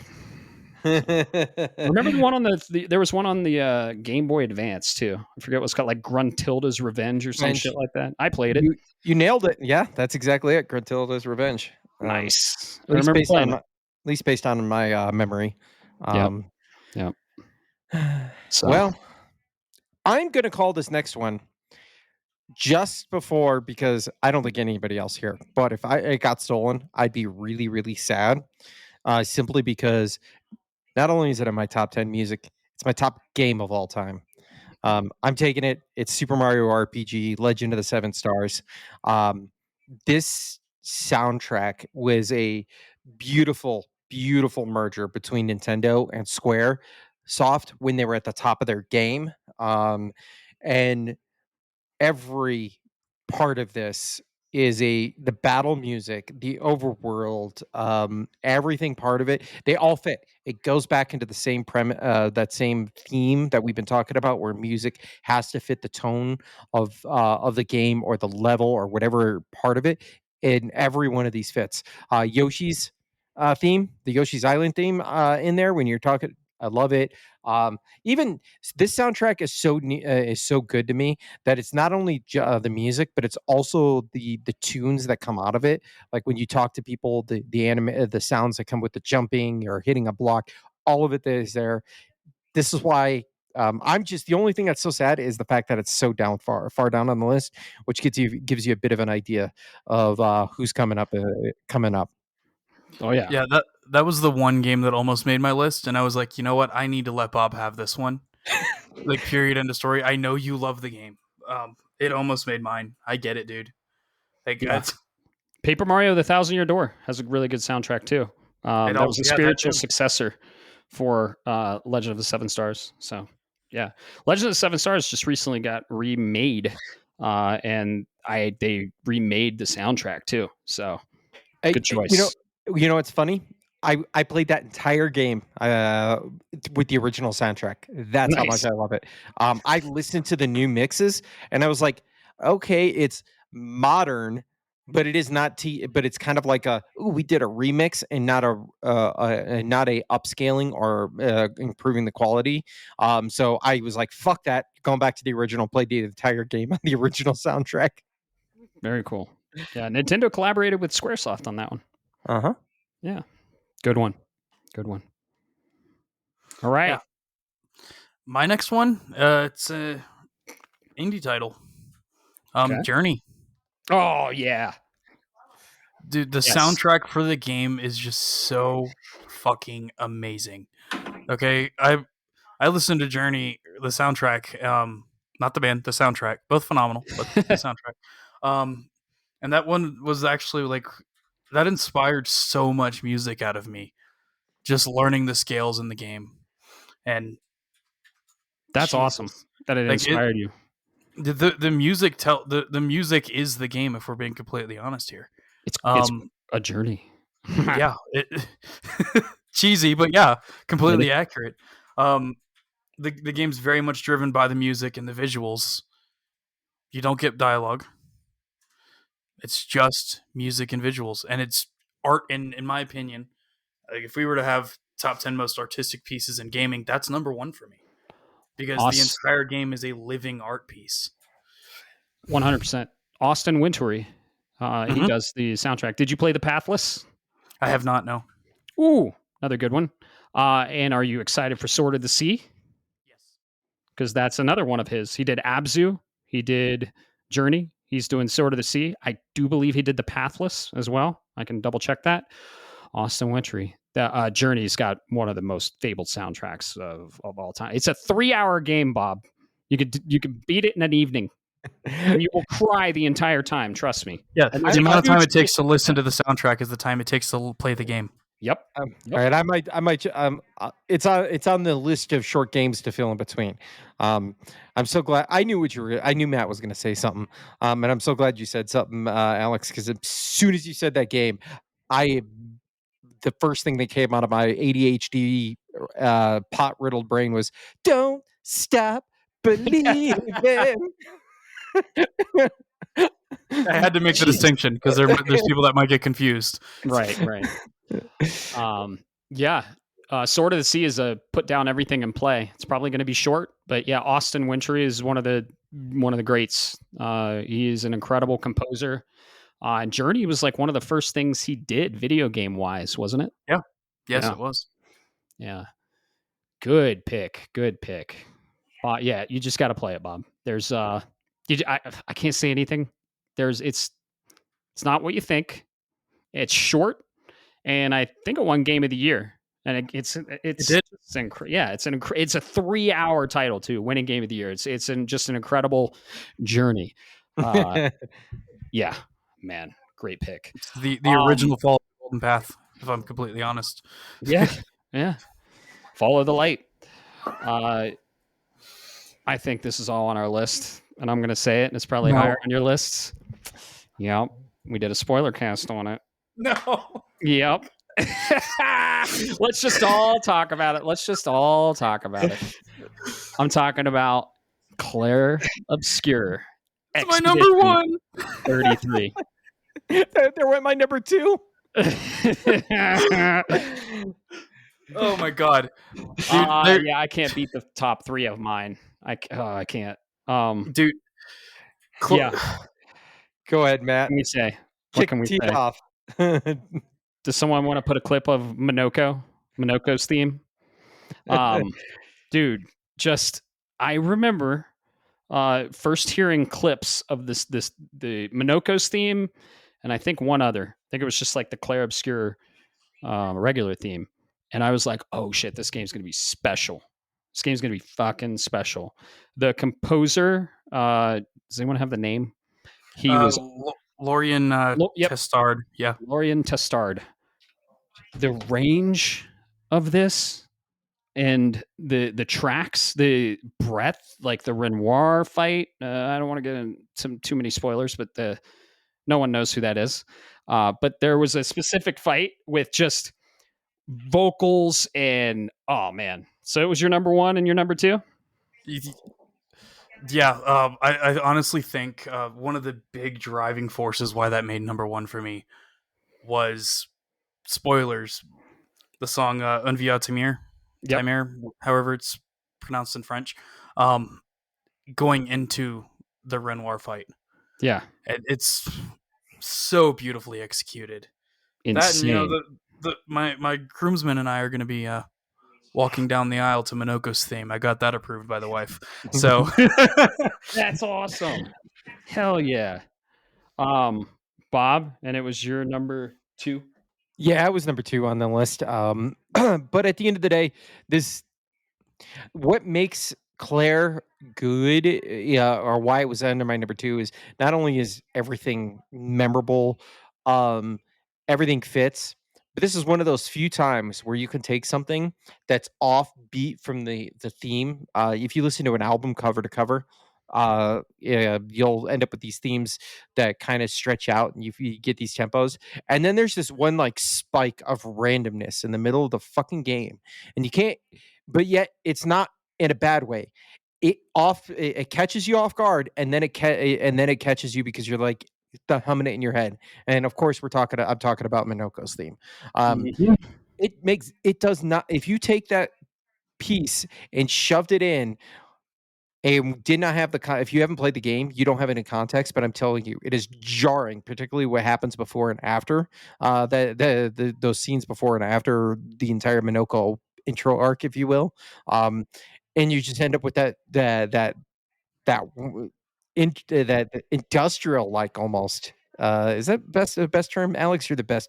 You're the music guy. Yeah, here. It's a little industrial, yeah. Yeah, that industrial jazz. Yeah, it's kind of like industrial jazz, switched in between these very, very operatic, sad, somber pieces. It's a cherry on top for me. Oh yeah, I remember when that first played. Incredible, but it didn't.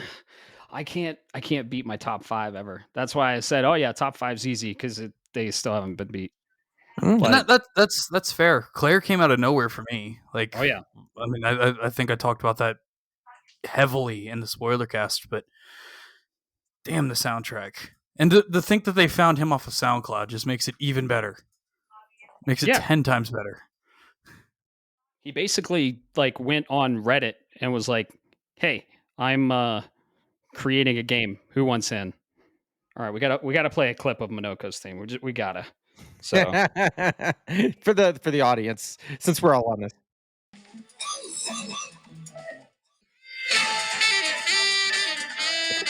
we're all dancing. All right, it's that what's that Joe Rogan scene where they're all just kind of like vibing. Right? Oh, dude, that theme's so fucking awesome. It's so good. So good. No business being the best song in the game. That's what I love. It has no right being that good. Yeah. Just, oh man, incredible soundtrack. Just a gem of a game. And it's still my game of the year. Oh, so, same. Yeah. Even if I play Death Stranding 2, it's still going to be my game of the year. Yep. All right. Say that now. I knew I'm going to keep saying that. Our lists. I knew that was on all our lists. So sorry. Yeah, that's half the fun, right? Yep. It's fine. I'll find an honorable mention to throw in there. I've got a couple. All right. Well, here we are, folks. Top 5. Top 5. Where's the 3 remaining? I'm not going to. I'm going to be. Yeah. I'm going to be honest with the audience here. Music is a great piece of video game, but it took me a little while to think about this list. And there's a couple in the top 5. Like Mega Man X will be number 1. It's very hard to dethrone that one. There's some others like Claire, and another game that I'm going to talk about later that kind of surprised me with their music. And I say this because I'm more of a logically brained aligned person. Music doesn't come naturally to me. I can't dance. I can't play an instrument. I play 4X games, but guys, let's leave it like that.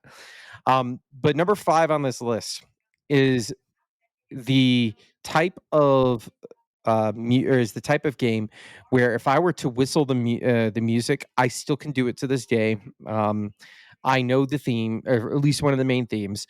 I do it subconsciously and without knowing because it's one of my ticks and tisms, and it is peak 2D platform Mario, and that's going to be Super Mario World. Oh, World, nice, yeah. The music in that is so good. It has no right being that good on the SNES. It's unreal. The first level from the dinosaur when you're on Dinosaur Island and starting out, the music that you get when you go to the Bowser's theme and you get that underwater. Yeah, the underwater theme sounds amazing, and it is not annoying like the first couple. It's got it's kind of like, it reminds me of Donkey Kong Country, where the music fits that underwater, and you think, okay, what's an aquatic theme? Somebody came up with it. Boom, there it is on the board. That's what it does. But yeah, Super Mario World is definitely one of those games that I hear each one of the themes. I can do them in my head. And like I said, subconsciously, I'll just start whistling that first level theme, or that first level, without even realizing it. Beautiful. Yeah. I watched Bit Brigade perform that entire game live. It was awesome. I could beat that game in probably about... With speedruns? Yeah, I could. It's a pretty quick, easy game to beat, actually, if you know what you're doing. They did it in like an hour. Yep. Yeah, it takes about that much. Very cool. That's a great one. Classic. Yeah, I had no worries about that one being stolen. Actually, I kind of did. my 3 remaining ones, I'm not worried about, but we'll see. Well, kind of 4 remaining ones. Okay. But yeah. So number 5 for me, and you'd be surprised it's not higher up on the list. Legend of Dragoon. It's my number 5. You'd think it'd be my number 1, but it's not. Yeah. It's number 5. Unfortunately, there's not enough themes in the game for it to really, amp it up anymore. Like the boss themes, there's only 4 main boss themes. You hear them all in the first disc, you hear them on the second disc, you hear them on the third, and in the fourth. But the pieces for the time were pretty solid, pretty phenomenal. A lot of Legend of Dragoon's pieces, for anybody who hasn't played it, they are borderline orchestral. I almost said architectural. Borderline orchestral. Some of them kind of tick those boxes for emotion for me. Shauna's theme's a big one. Kind of reminds me of like being a little kid, like a little bit of innocence there. Rose's theme, in English it translates to despair. It is very dark, all piano. It's phenomenal. Beautiful. I can't really say much more about it. That's awesome. I am surprised that that's not higher on your list. And where's our remake, Blue Point or Sandfall? Where's our remake? Preferably Sandfall. Blue Point will try and make it multiplayer. Blue Point teased it a little bit. Halloween a few years ago. They said it was just this whole thing. They were teasing all these IPs, and one of them was Dart Across the Sky, and Dart was capitalized. So those motherfuckers. We'll see. Let's see. Yep. So my top 5, they haven't changed in the last fucking 20 years. I did a podcast like 7 years ago on this very topic, and still the same. Nothing's cracked it. Number 5, of course, is the legendary IP of the main protagonist, Samus Aran, and that is Metroid. The entire IP has bangers across all the games, but my personal favorite is Prime, Metroid Prime. Landing on Talon 4 and just the Talon overworld music is so impactful. And ironically, and I didn't choose this one because of this plug, but I am going to be streaming Metroid Prime Remastered for Metroid Database, probably, and sometime in October. I don't know. We're going to do a Metroid marathon, and I will be playing this game. So when I have more details, I will let everyone know. But yeah, Metroid as a series has the best music. It's so great. You got Fusion, you got Zero Mission, the original, even the chip tunes. Just an incredible soundtrack. And then Corruption has some bangers. Echoes even has some really good music. Dread, holy shit, that soundtrack in Dread, awesome. But yeah, Prime, Phendrana Drifts, like, oh, it's incredible. So Metroid as an IP, number 5. That is, I don't blame you. In fact, so much, excuse me, that I purposely avoided any Metroid, just because I knew it was coming, right? Like, I knew it was going to be on there. I was waiting for it at the top. I should have suspected it was top 5, man, but you're right. Metroid is amazing. The music, every music, I'd be hard pressed to find a Metroid game that didn't have good music to it. So I would absolutely agree with you. Prime is probably my, I don't know. I'm kind of an old school snob, and I kind of like Super Metroid. It's a that's another phenomenal one. That's top 3 for sure in Metroid. Yeah, that has like Zebus and just the iconic theme. Yeah. So, even Federation Force had good fucking music, and that game sucks. Well, I knew he was going to say it too. Yep. Other M had really good music. Not the greatest Metroid, but still amazing music. I liked Other M. It's a good game. That's a good pick, man. Good, definitely a good pick. Well, you guys ready for a shock? No, you probably already guessed, Alex. We discussed this earlier. Final Fantasy VIII is my favorite in the series. The mainline entries, everything across the board that is Final Fantasy. I've always loved Squall. I loved his character arc, but the music, and in the music, while it did good, it was my favorite up until a point.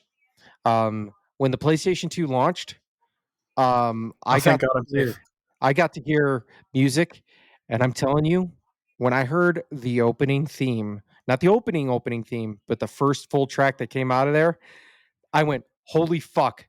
I love everything that Doom did, but this is what metal sounds like on a video game console. And yeah, you gentlemen are 100% right. The audience is screaming it.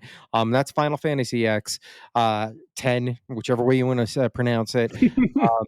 This was what happens when you give Uematsu the ability to make the music he wants without restriction.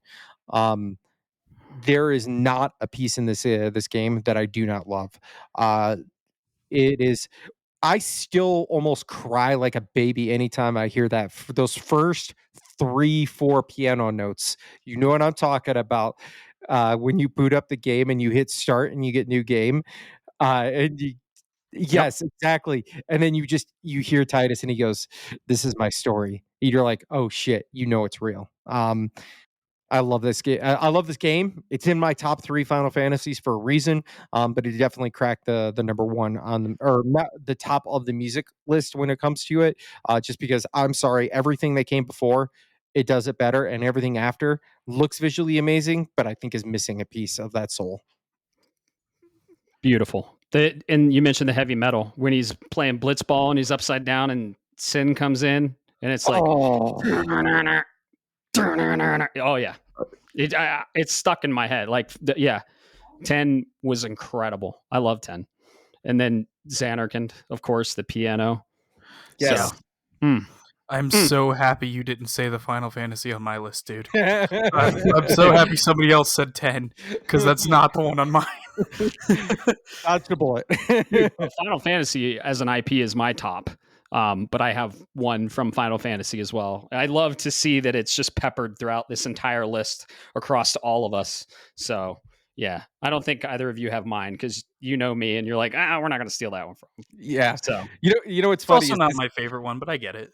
Yeah. I know your favorite, and it's a good one too. It's another really good one. It is. I mean, I'm hard pressed to find out a truly bad Final Fantasy game.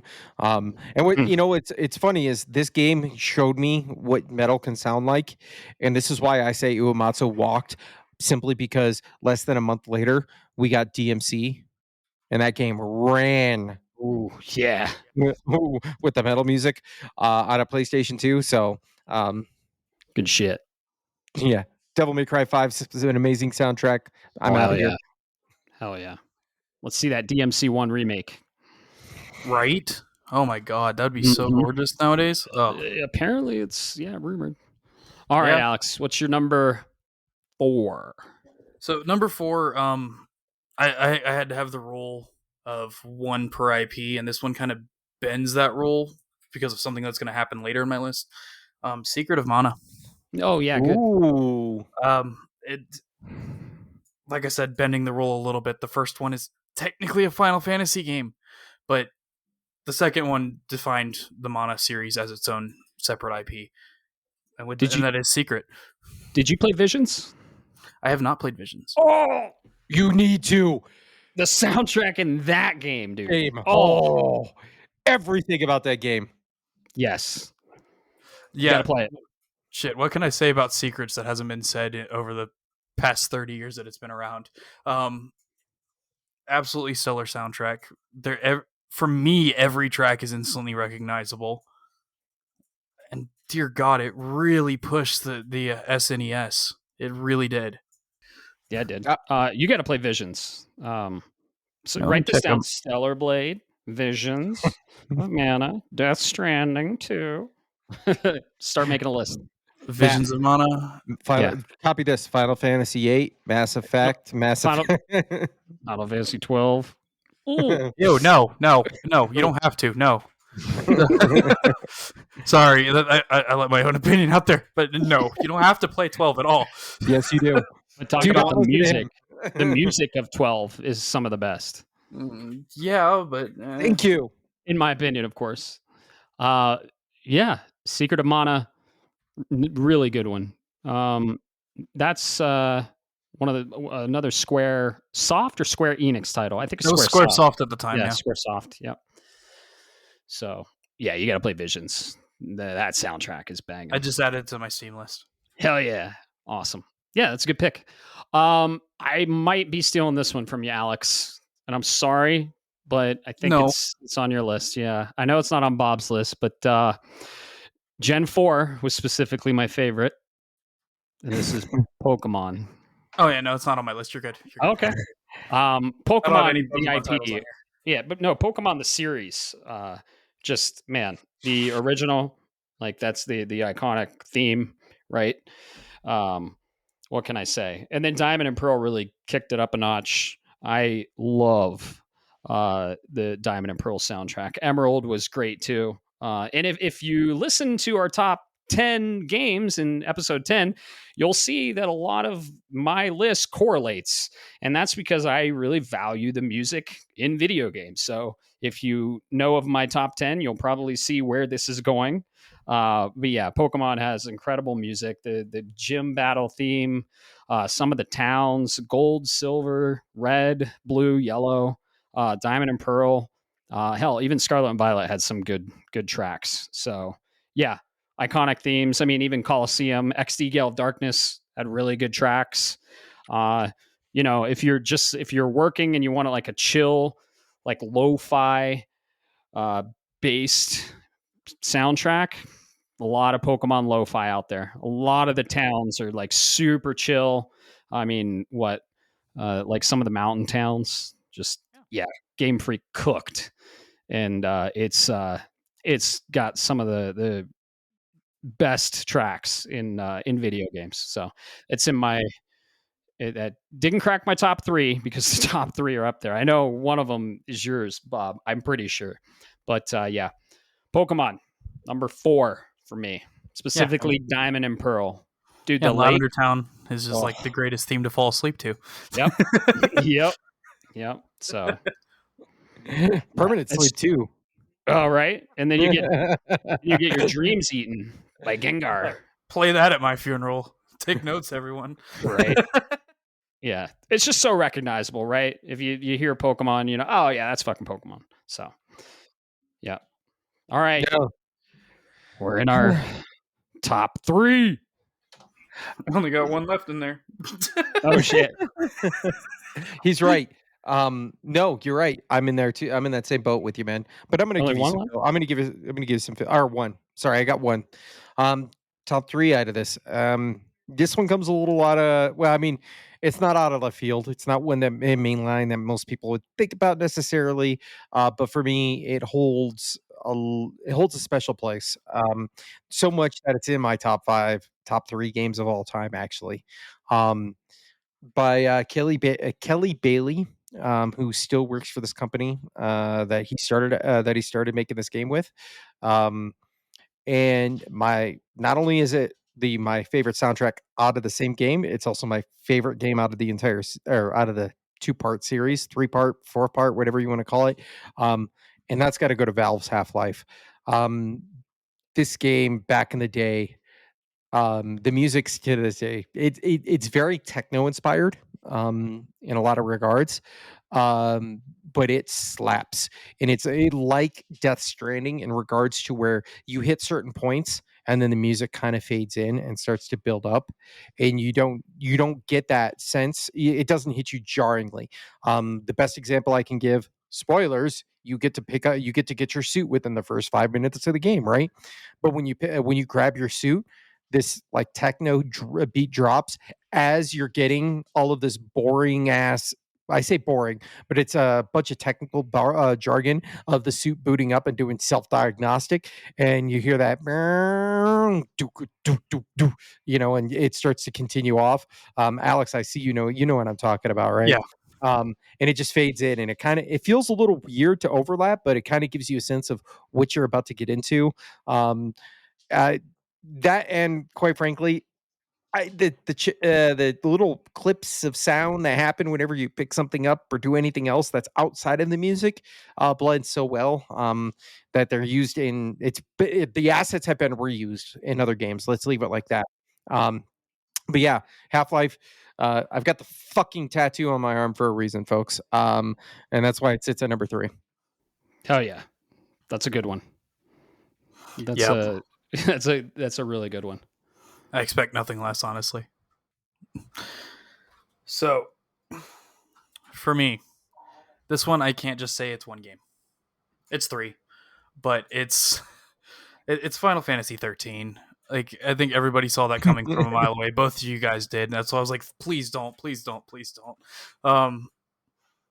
It's my favorite game in the franchise. It's, in my opinion, the greatest soundtrack in Square's, well, aside from Nier, Square's repertoire. Jesus. I love this game. It was the first Final Fantasy that like brought me to tears booting it up, because like my parents, when I was younger, got me Final Fantasy 12. I didn't like it. They got me 13 and I fell in love with it. The story's not the greatest. I'll admit that. That's why I needed 3 games to flesh it all out. Hell, even the combat mechanics aren't the greatest, but there's just something about it. Sarah's theme is the main theme of the game. All of Lightning's themes across all 3 games are absolutely killer. And even like something as simple as like the combat themes that you have to hear constantly. They're all full of all kinds of nuances. The boss theme, Saber's Edge, one of my favorites. One of my favorites. 13 has an incredible soundtrack. That's a really good pick. And I love 13. I can't wait for it to be remastered. It's next up to be remastered. Maybe later this year, probably next year. But it's next up. It was on the PS3, so they got to fucking dissect that cell processing shit. But it was also on the 360. The lesser version was on the 360. It's also on PC as well. Okay, it is on PC. Cool. Yeah. They really need to remaster that, dude. 13 had a killer soundtrack, probably in my top 3 or top 5 of Final Fantasy. I'd say, really good. Yeah. Really good choice. Really good choice. And so come on, the game gave us like, I don't even think it's arguable, honestly, statistically. Lightning, fucking complete badass, strongest character in the whole franchise, depending on who you ask. Like across all 3 games, yeah. And then I loved Fang. Snow was awesome. Fang was cool though. And then your summons. It was the first time you had like fucking Transformer summons. Oh yeah, dude, awesome. Odin was a horse, but also Odin. Right. Like, oh my god. Yeah. Hell yeah. Good pick. So sick. All right. I'm just gonna kick this one off with a very short 15-second clip of my next game. You ready?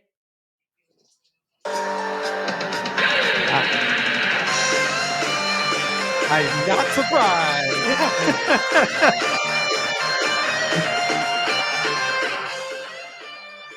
That, of course, is Bloody Tears from Castlevania.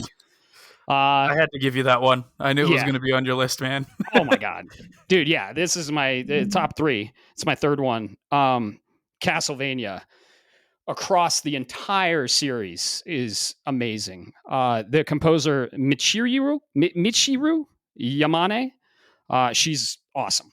And my favorite of the series is Symphony of the Night, and that's my favorite soundtrack of the series. So, man, just the when you're in Dracula's castle and Wizard Lab, just dude, it's so ranged. And Dawn of Sorrow has another really good soundtrack. But yeah, very dark, gritty organ, a lot of guitar. Man, Portrait of Ruin, Order of Ecclesia, they all have incredible soundtracks. Hell, Lords of Shadows even has really good soundtrack. And it's just dark music, and it's got a really dark storyline, Castlevania. So, yeah, Castlevania, man, just incredible. I watched another MagFest shout out. I watched what was it? Super Master Boot Record play Bloody Tears, and it was like live guitar, just. And dude, when Bloody Tears came on in season 2 of the Castlevania Netflix show, I lost it. So yeah, across all the games, Castlevania, and then you got Bloodstained. Koji Igarashi kind of made a spiritual successor because Konami fucked him along with Kojima. They both left and they both created amazing new IPs. But Bloodstained, Ritual of the Night, Bloodstained, Curse of the Moon, Bloodstained, Curse of the Moon 2, all have incredible soundtracks. So Sangatsu's theme, incredible. Or Zangatsu's theme. Just, yeah, Castlevania is amazing soundtrack. I think you can probably guess my top 2 after that, but we'll see. We'll see. Yeah. What are you doing, Konami? You let 2 of your best talent go bye-bye. So there, when we saw the Scarlet Engagement, we thought that was Castlevania. When we saw Duskbloods, we thought that was a Castlevania game. Apparently, Konami is reviving these IPs just like they're doing with Metal Gear Solid, Snake Eater. They're sitting on these 3 major IPs, right? Metal Gear Solid, Castlevania, and Silent Hill, and they're all merging. And we haven't seen Castlevania yet. I think we're going to. And I am really excited. There are rumors that we're getting a true to form 2.5D Metroidvania Castlevania. So, yeah, Castlevania is one of the 2 that created the genre, Metroidvania. Can you guess what the other one was? So, yeah, love the games, and the music is part of why I love the games to this day. So, yeah. Yep. It's a good choice, man. There were certain ones I avoided on purpose because I knew they were going to be there for you, and specific titles purposely. Unfortunately, you guys shat over my top two, but I have a backup plan. Okay. Okay. So number 2 was Clair Obscur 33, but what's my favorite theme out of Clair Obscur? Oh, I know where this is going. Yeah. Minoko's theme. Yep. Minoko's theme is heavily, and you can't tell me otherwise, inspired by the entire fucking soundtrack from this game. And I can't wait for the 6th one to come out. I am waiting to play some of the remasters if I ever find time. And that is Persona 5. I listen to that soundtrack on a regular basis. Yeah. It is good. The only reason it didn't end up on the list is because I think Clair just kind of slapped it to the side, and they're so closely. If you listen to them a lot, they're kind of almost in that same. I don't want to say genre, but they're in that same tier. Because some games are just at that level, right? And Clair Obscur kind of slapped P5 aside, but I played that, loved the soundtrack. My oldest kid played it, loved the fucking soundtrack. My youngest kid has played part of it, loves the soundtrack. I listen to it on a regular basis, so I'm just throwing it out there as an honorable mention because when I heard Clair, I heard Persona, particularly when I heard Minoko's theme. But yeah, that would have been my number 2 anyways. So I'm gonna go with that. I was staying silent because I've never played any of the Persona games, but I know they're amazing for their music. Oh yeah. I'll actually avoid one of my honorable mentions because it's also a Persona game. Otherwise, I would have said Persona 3 because that's my favorite one in the franchise. But I'm gonna say Hollow Knight. Ooh, the entire soundtrack's phenomenal. Like, unfortunately for me, Hollow Knight is the game. That's what does it for me. Hollow Knight as a game does it for me. The soundtrack is kind of an afterthought because you're fighting for your life half the time when you're playing the damn game, so you don't ever think about the music. But yeah, Nightmare King Grimm's theme in the DLC, phenomenal. The God Realm theme, phenomenal. Dung Defenders theme of all things, phenomenal. And then all of the main levels throughout the entire game, they're all very ambient, especially the main city. Very, very ambient music, and it's phenomenal. But for me, the game comes first. The soundtrack comes after. That's why it didn't make my list. Gotcha. Huh. Yeah. That's dude, I've loved everything about the Hollow Knight soundtrack, and I can't wait to see what they're cooking up with Silksong. So, yeah. Silksong better deliver, man. If it doesn't, I'm rioting. I'm showing up to Cherry Studios. I'm rioting. yeah. I mean, Team Cherry hasn't let us down. So I know. Well, Hollow Knight was incredible. But they haven't let us down with a released game, right? It's just gotten delayed. They took their time on it. Hopefully, we're going to get a banger, and hopefully, the music will be on par with what we got with Hollow Knight. Exactly, and it probably will. Oh yeah, and the DLC, the White Palace DLC and the Troop DLC, that had really good music too. Yeah, Nightmare King Grimm's theme, in my opinion, is like the greatest theme in the whole game. Yes, I could not beat him. I couldn't beat him. Couldn't do it. It's worth it. It's so worth it. The grind to make it happen isn't worth it, but it's worth it. I did the White Palace, some of the hardest platforming I've ever done in a video game. Yep, the Path of Pain. Yep. So incredible soundtrack. Good call out. My number 2, Bob. I'm surprised you didn't say this, man. It might be.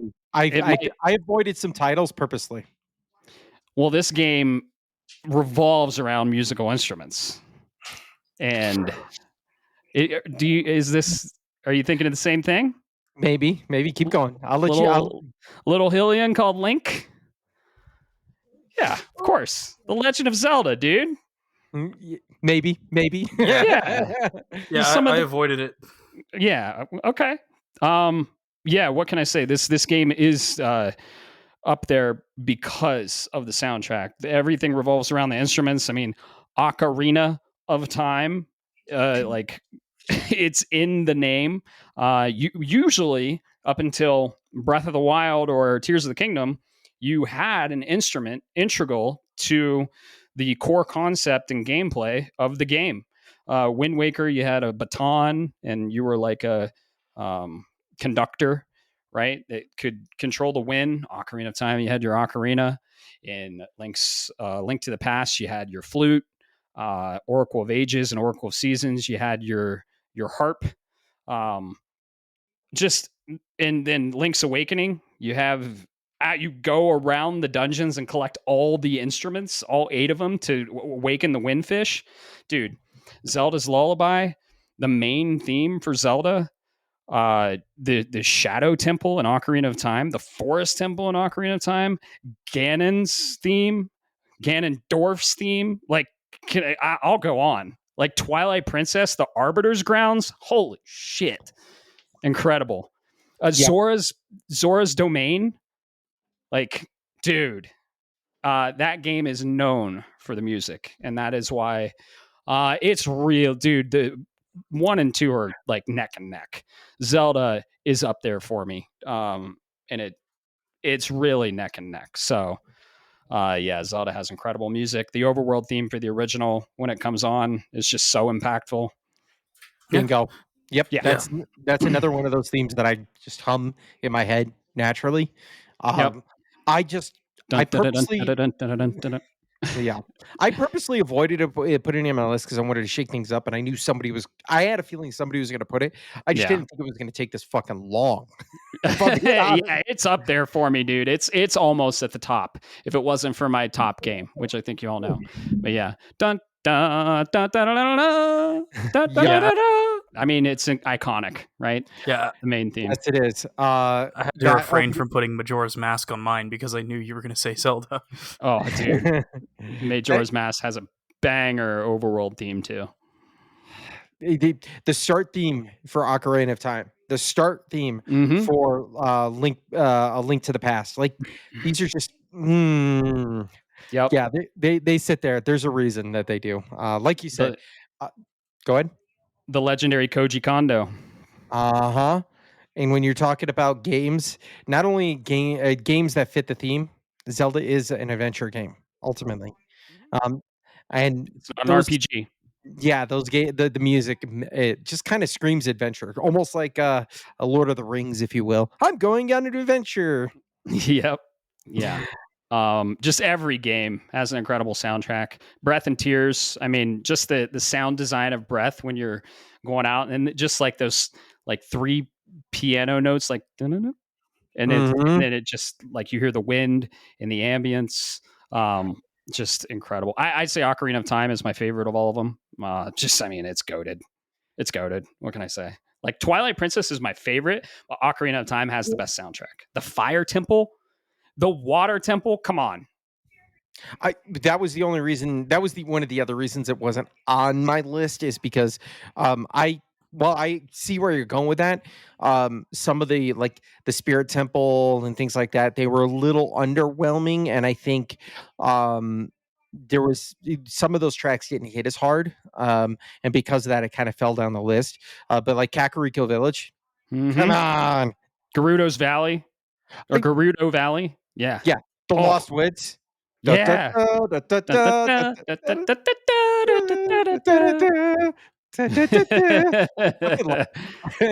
This is the musical themed episode. What did you expect? Yeah, we're filming right now because it's the audience seeing Bob dancing around. Soon we'll be on video, and you can get all of Bob in your ear holes and eye holes. Careful, ladies! I have a powerful beard. Yes, you do. Yeah, dude, Legend of Zelda. It's like my top 2 are neck and neck. They're almost both top 1 because Zelda is just fucking the GOAT. So it's funny you mentioned Zelda, because if you say Zelda, people think of the classic theme, right? Obviously, I had number 1 Mega Man X. We talked about that it's still goated. I seriously doubt that'll ever be topped. I'm going to just put that out there for the audience. That's how much I believe that game is number one in my opinion. But since we were talking about themes, I don't necessarily think this series has amazing music, but it wasn't at my top 10 list because I think it does fall short. And this is, of course, in my personal opinion. But, and I'm going to see if this comes through like you did, Matt. You know what theme universally is recognized by all gamers? And I can't wait. Because it's coming. It's going to be on the PS5 soon. Let's hear it. Yep. Yep. Soon. We're talking Mario. Yeah, we're talking Marty and Halo. So where it does, not everything hits, but what does hit is iconic, and I think that makes sense. Yes. I can't wait to see it on a PlayStation 5 Pro. Do you know what I'm getting at? Oh yeah, we gotta play that co-op. We gotta play that shit co-op. Dude, we will get drunk and we will play it with Lasso on 100%. Stream. I don't care. Legendary difficulty. Yeah, Lasso, legendary, all skulls. Birthday party on. Grunt birthday party on. Oh, 100%. Always. Yeah. You hear that? Yay! Whenever you get a headshot. Dude, Halo. Yeah, Marty O'Donnell stood next to him listening to Legend of Zelda at MagFest. Stood next to him. My buddy was like, hey, don't like freak out or look now, but Marty O'Donnell is right next to you. And I was just like, oh my God, holy shit, you're right. So, yeah. God. And shout out to Destiny. That's one of my honorable mentions, Destiny. Because Bungie did Destiny. Destiny has an incredible soundtrack, partly by the original Halo composer. Yeah. Or Neil Davidge did some Halo too for 4. Yeah, he did. So, yeah, that's a good one. Very iconic. Cannot wait for that to come to PS5. I'd say we're getting an announcement later this year, at the end of the year, maybe Game Awards or next year. It's coming. They're gonna milk it too, and I'll be there for it. They're gonna be like Halo 1 remake or remastered, PS5, $50. Take my fucking money. I will buy a PS5 faster. Yep. You know, it's funny.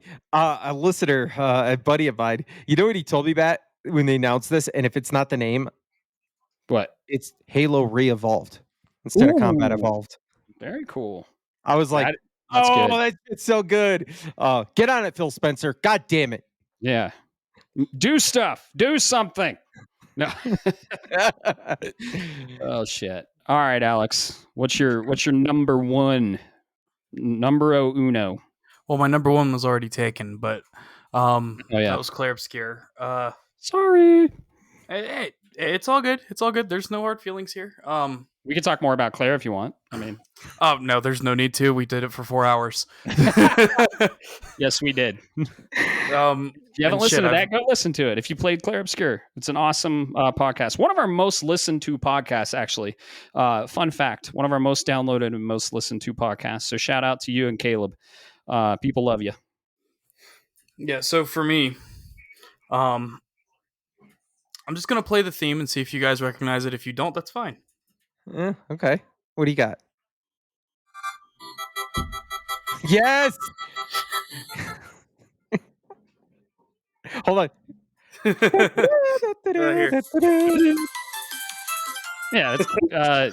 You want me to take a guess? I know what it is. Yeah, I know what it is. Everybody knows what it is. Yeah. I mean, come on. Like, for me, I don't think there was a game in my childhood that was more of a happy-go-lucky, have fun with it, do stupid shit for hours on end game than the entire Kirby franchise. I haven't played one since Epic Yarn. I know that there's Kirby games that have come out since then, but Forgotten Land is so good. Put it on your list. I've heard there's so many things that need to go on my damn list right now. I think Celebrate is going to be the first one, but we'll see. We'll see the order I get to. Yeah, Kirby. Shit. I'm a grown-ass man who wears Kirby socks and King DDD socks and Meta Knight socks to work every day. Like, that's amazing. It's got this stupid little derpy place in my heart, and I don't know why. That's amazing. Every single time I boot the games up, I laugh, I smile, I cry sometimes, like especially with Kirby's Nightmare in Dreamland. I have a lot of fond memories of playing with the link cable with my cousin, having to share the same Game Boy Advance screen because the game that played multiplayer are weird. It was so phenomenal Hell back yeah. in the day, and it's still great now. Pick up Deluxe for Switch as well. It's another good one. Yep. They remastered it or remade it, or yeah. I think my favorite one in the whole franchise might be Kirby Superstar Ultra. Nice. Are you excited for Air Riders, the next one? Yeah, I need to catch up on Kirby. Honestly, like I've mistreated it so badly. How dare you? It was partly because I liked Epic Yarn, but I felt like Epic Yarn was trying to be Little Big Planet. So it's kind of for me. Well, next month, the 28th, Kirby and the Forgotten Land plus Starcrossed World is coming out. Yep. For the Switch too. So be a good one for your Switch too. Yeah. Yep. Yeah, I'm gonna have to steal the Switch 2 from the wife. Yep. Oh, did you get her one? She finally has one? Not yet. Not yet. Okay. I was like, where's your PS5 then? Baby steps, man. Come on, that's expensive. No, I hear you. Hey, I hear you, man. No worries at all. But a lot of games on your list are for PS5. Stellar Blade was on PC though. So, right? Yeah. Yeah, Stellar Blade's on PC. I just haven't gotten around to it yet. Maybe when I'm done with this playthrough of Legend of Dragoon, before I start the Japanese one, I can get to Stellar Blade, but we'll see. Yeah, we'll keep building on that list. Don't worry. The fact that you said Kirby, awesome, and then you said Sackboy, that reminds me of another honorable mention we need to talk about. That's Astrobot. Yes. That is a honorable mention. Astrobot has an incredible soundtrack. Even the Astro's Playroom, super great. Fun fact too, Astrobot also pays homage to Legend of Dragoon as well in it. Sure does. Dart's in there. Yep. Lot of characters in there, and like all the DLC just brings them. Most of them. There are some missing, which are glaringly missing, and I'm like, where the fuck is he? So yeah. Honorable mention Astrobot. Before I get to the number one, which I think is kind of a collaborative one, we've all talked about it. Do we have any other honorable mentions? I wouldn't say an honorable mention for the game series, but I do want to shout out to a particular one track out of a series that absolutely I still listen to on a regular basis, and I prefer the original rendition of it, not the second or third one, and that's the Hell March from Command & Conquer Red Alert. Nice. See, there you go. You hear when I first heard that, I was like, "Ooh, this screams what the game's about." The rest of the track kind of, it is what it is, right? It's kind of forgettable. But I wanted to call that out. Beautiful. Yeah. Another one for me, Soul Edge. Okay. The first entry in the Soul Calibur franchise. I believe it was Soul Blade for PS1. Calibur. It was Soul Blade for PS1. Soul Edge was the arcade cabinet. Phenomenal. Like I love it. I used to go to the arcade all the time as a kid. I played the hell out of it. Yeah. Love the soundtrack to it. Far ahead of its time, in my opinion. Oh yeah. I remember Soul Calibur 2 had a really good soundtrack. Oh, they all did. Yeah. Yeah. That was the one I dug into the most, mainly because my mains were Link and Keelik. So I think we played a little bit of that when you came over, Bob. You have to come over again, Alex. We'll play some Soul Calibur. I have it on it's original hardware, but it's on the Wii. So, and then I have the GameCube controls. So yeah. Donkey Kong comes to mind for me. Donkey Kong Country Returns and the original Donkey Kongs, even Donkey Kong 64, another Grant Kirkhope. Just an incredible soundtrack there. Yeah, Donkey Kong, the leader of the bunch. You know him well. DK Grant. That was good. I like that. He's finally back to kick some tail. His coconut guns will fire in spurts. If it shoots you, it's gonna hurt. All right. That was good, dude. I'm sorry to interrupt you, but that was good. That is ingrained in my memory. I think I might have blended choruses there or verses, but yeah. It's all good, man. We all understood it. Star Fox has some bangers. Really good. Mario Kart, of course, and a lot of Mario throwbacks. Assassin's Creed, come on. Yeah. The soundtrack for Assassin's Creed 3 was fucking stellar. Yeah, honestly. Speaking of Stellar Blade, really good soundtrack. I'll get to it. I'll get to it. I'm just saying it has a really good soundtrack. Really good. Yeah. But another one comes to mind for me. The Teenage Mutant Ninja Turtles arcade. Oh yeah. Yes. Also phenomenal as well. Hell yeah. Good call, dude. Contra, another one. Mm-hmm. Video game music is so ingrained, and like when you hear it, and it takes you back to the game, right? It takes you back to playing that game. It's funny you say that. Sorry, I don't know why I just thought of this. Yeah. But when you gave me the tickets to go see Paper Grade. Yes. I almost fucking lost it, man. I had to step aside. I was laughing so hard. They're like, "We're gonna play a cult classic." These motherfuckers started playing the Wii Shop or the Mi Plaza menu. That's awesome. So you just get that. Yeah. It got the do. Yep. Do. I was like, God damn it. That's awesome. Wii Sports is another one we can put in there too, because that's so fucking good. Mm-hmm. Yeah. If we're missing any before we get to our collective number one, let's be honest. If we're missing any, let us know what you think. But without further ado, it's Final Fantasy, everyone. It's Final Fantasy, the IP. You said it, Alex. You said it, Bob. You love 13. Bob loves 8. I love 7 personally. Genova's theme, holy fucking shit. One Winged Angel, come on. Aerith's theme, Tifa's theme, like, oh, dude, Calm. And I will listen to the soundtrack. They recently redid it with Remake and Rebirth. Can't wait for Reborn or whatever the hell they're going to call it. I think it's going to be Reborn. But dude, Final Fantasy across the series, most recently 16. 16 has an incredible soundtrack. I can't really pick one. I mean, if I had to, it'd be 7. But all the way, like 6, 9, Dark Messenger, Garland, like, come on. Bahamut's even 14 has great themes. Yes. The MMO. Yes. It's crazy. Final Fantasy as a series. Yeah.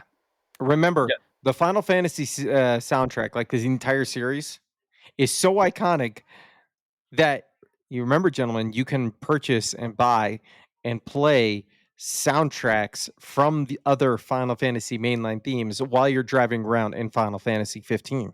Yep. Yeah. 15 had a really good soundtrack too. Yeah, which is funny because 15 itself had a good soundtrack. Yep. Nobuo Uematsu. I have seen Final Fantasy orchestras, probably 5 of them. I saw Distant Worlds multiple times. I've seen 7 Remake, 7 Rebirth. I've seen many. It's top. Like, I mean, 13 is one of my favorite. 10 has a legendary soundtrack, like you said. 12, even though I haven't played it or finished, I played it, haven't finished it. Let me be clear. Has an incredible soundtrack. Just, I mean, it's all across all the games. They're all amazing. And 16 hit real well. Ifrit's theme, A Rose is a Rose. And then in 16, you can actually go to the jukebox and play the tracks. So Sid's theme. It's true. Vince, go ahead. I was going to say, Final Fantasy is so powerful that remember the era of ringtones? I heard people that had the Final Fantasy fanfare as a ringtone for a while. I mean, yeah. You may have been one of them. I may be one of them. Dude, Final Fantasy is one of the greats when it comes to soundtracks. And it's just iconic. When I was playing Rebirth, I was literally, dude, Cosmo Canyon, Vincent's theme. In Rebirth, Cosmo Canyon was my favorite track. All right, the way they redid that and recompiled that was amazing. Cosmo. Seto's theme, where that whole sequence, dude. This may or may not be my ringtone.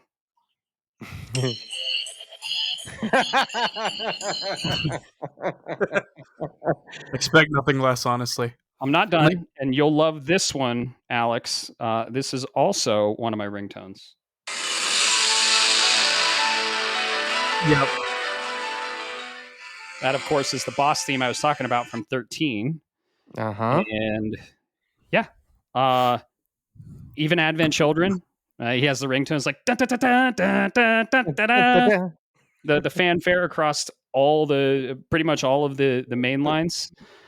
I will say, even though 7 isn't my favorite game, my PS4 background, and it has been for the longest time, has been Tifa, just because it plays her theme.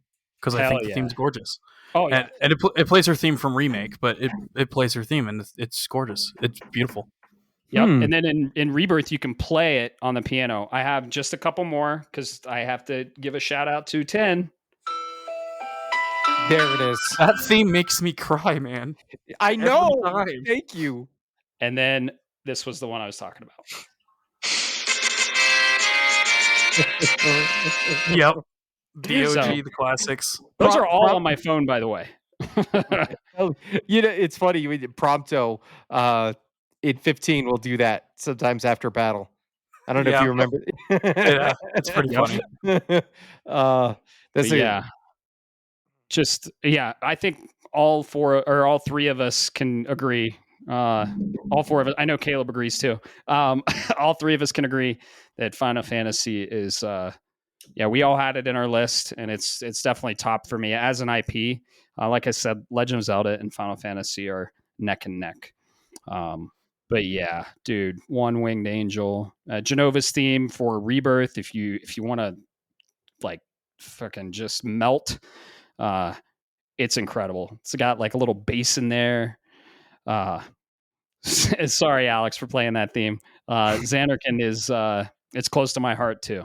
So our girl Yuna is well, I don't want to spoil anything, so I'll just leave it at that. Yeah, there's a reason why nobody talks about 10-2's music. Okay, right. People talk about 10s. Yep. But yeah, I mean, even the originals 1, 2, 3, and 4, and 5. I mean 6. I think I might be playing 6 on the plane when I travel. Tactics has 3 soundtracks. Yep. Oh. Yep. Ooh, you know what? I just in kind of the same vein, Kingdom Hearts. Kingdom Hearts has some damn good music. So, what were you gonna say, Bob? Oh, I was thinking about something, and there it is. What? You know which theme also goes really well and is iconic, if you know what I'm talking about. And I'm gonna just say the name of the series because it goes hand in hand with Final Fantasy. There's a reason I say that. Dragon Quest. Dragon Quest, baby. Yeah. I just started thinking about it because of iconic themes, and then I was like, oh, RPGs, yes. Those it's because you mentioned the classics. Yep. Final Fantasy, Dragon Quest, those soundtracks. That was this was the golden eras of gaming. I'm sorry, I said what I said. Even 11 had really good music. 11 had really good music too. Tokyo Symphony Orchestra. Metropolitan Tokyo Symphony Orchestra. They always put it down there. Oh yeah, dude, how can we forget Dragon Quest? They're like one of Square Enix's.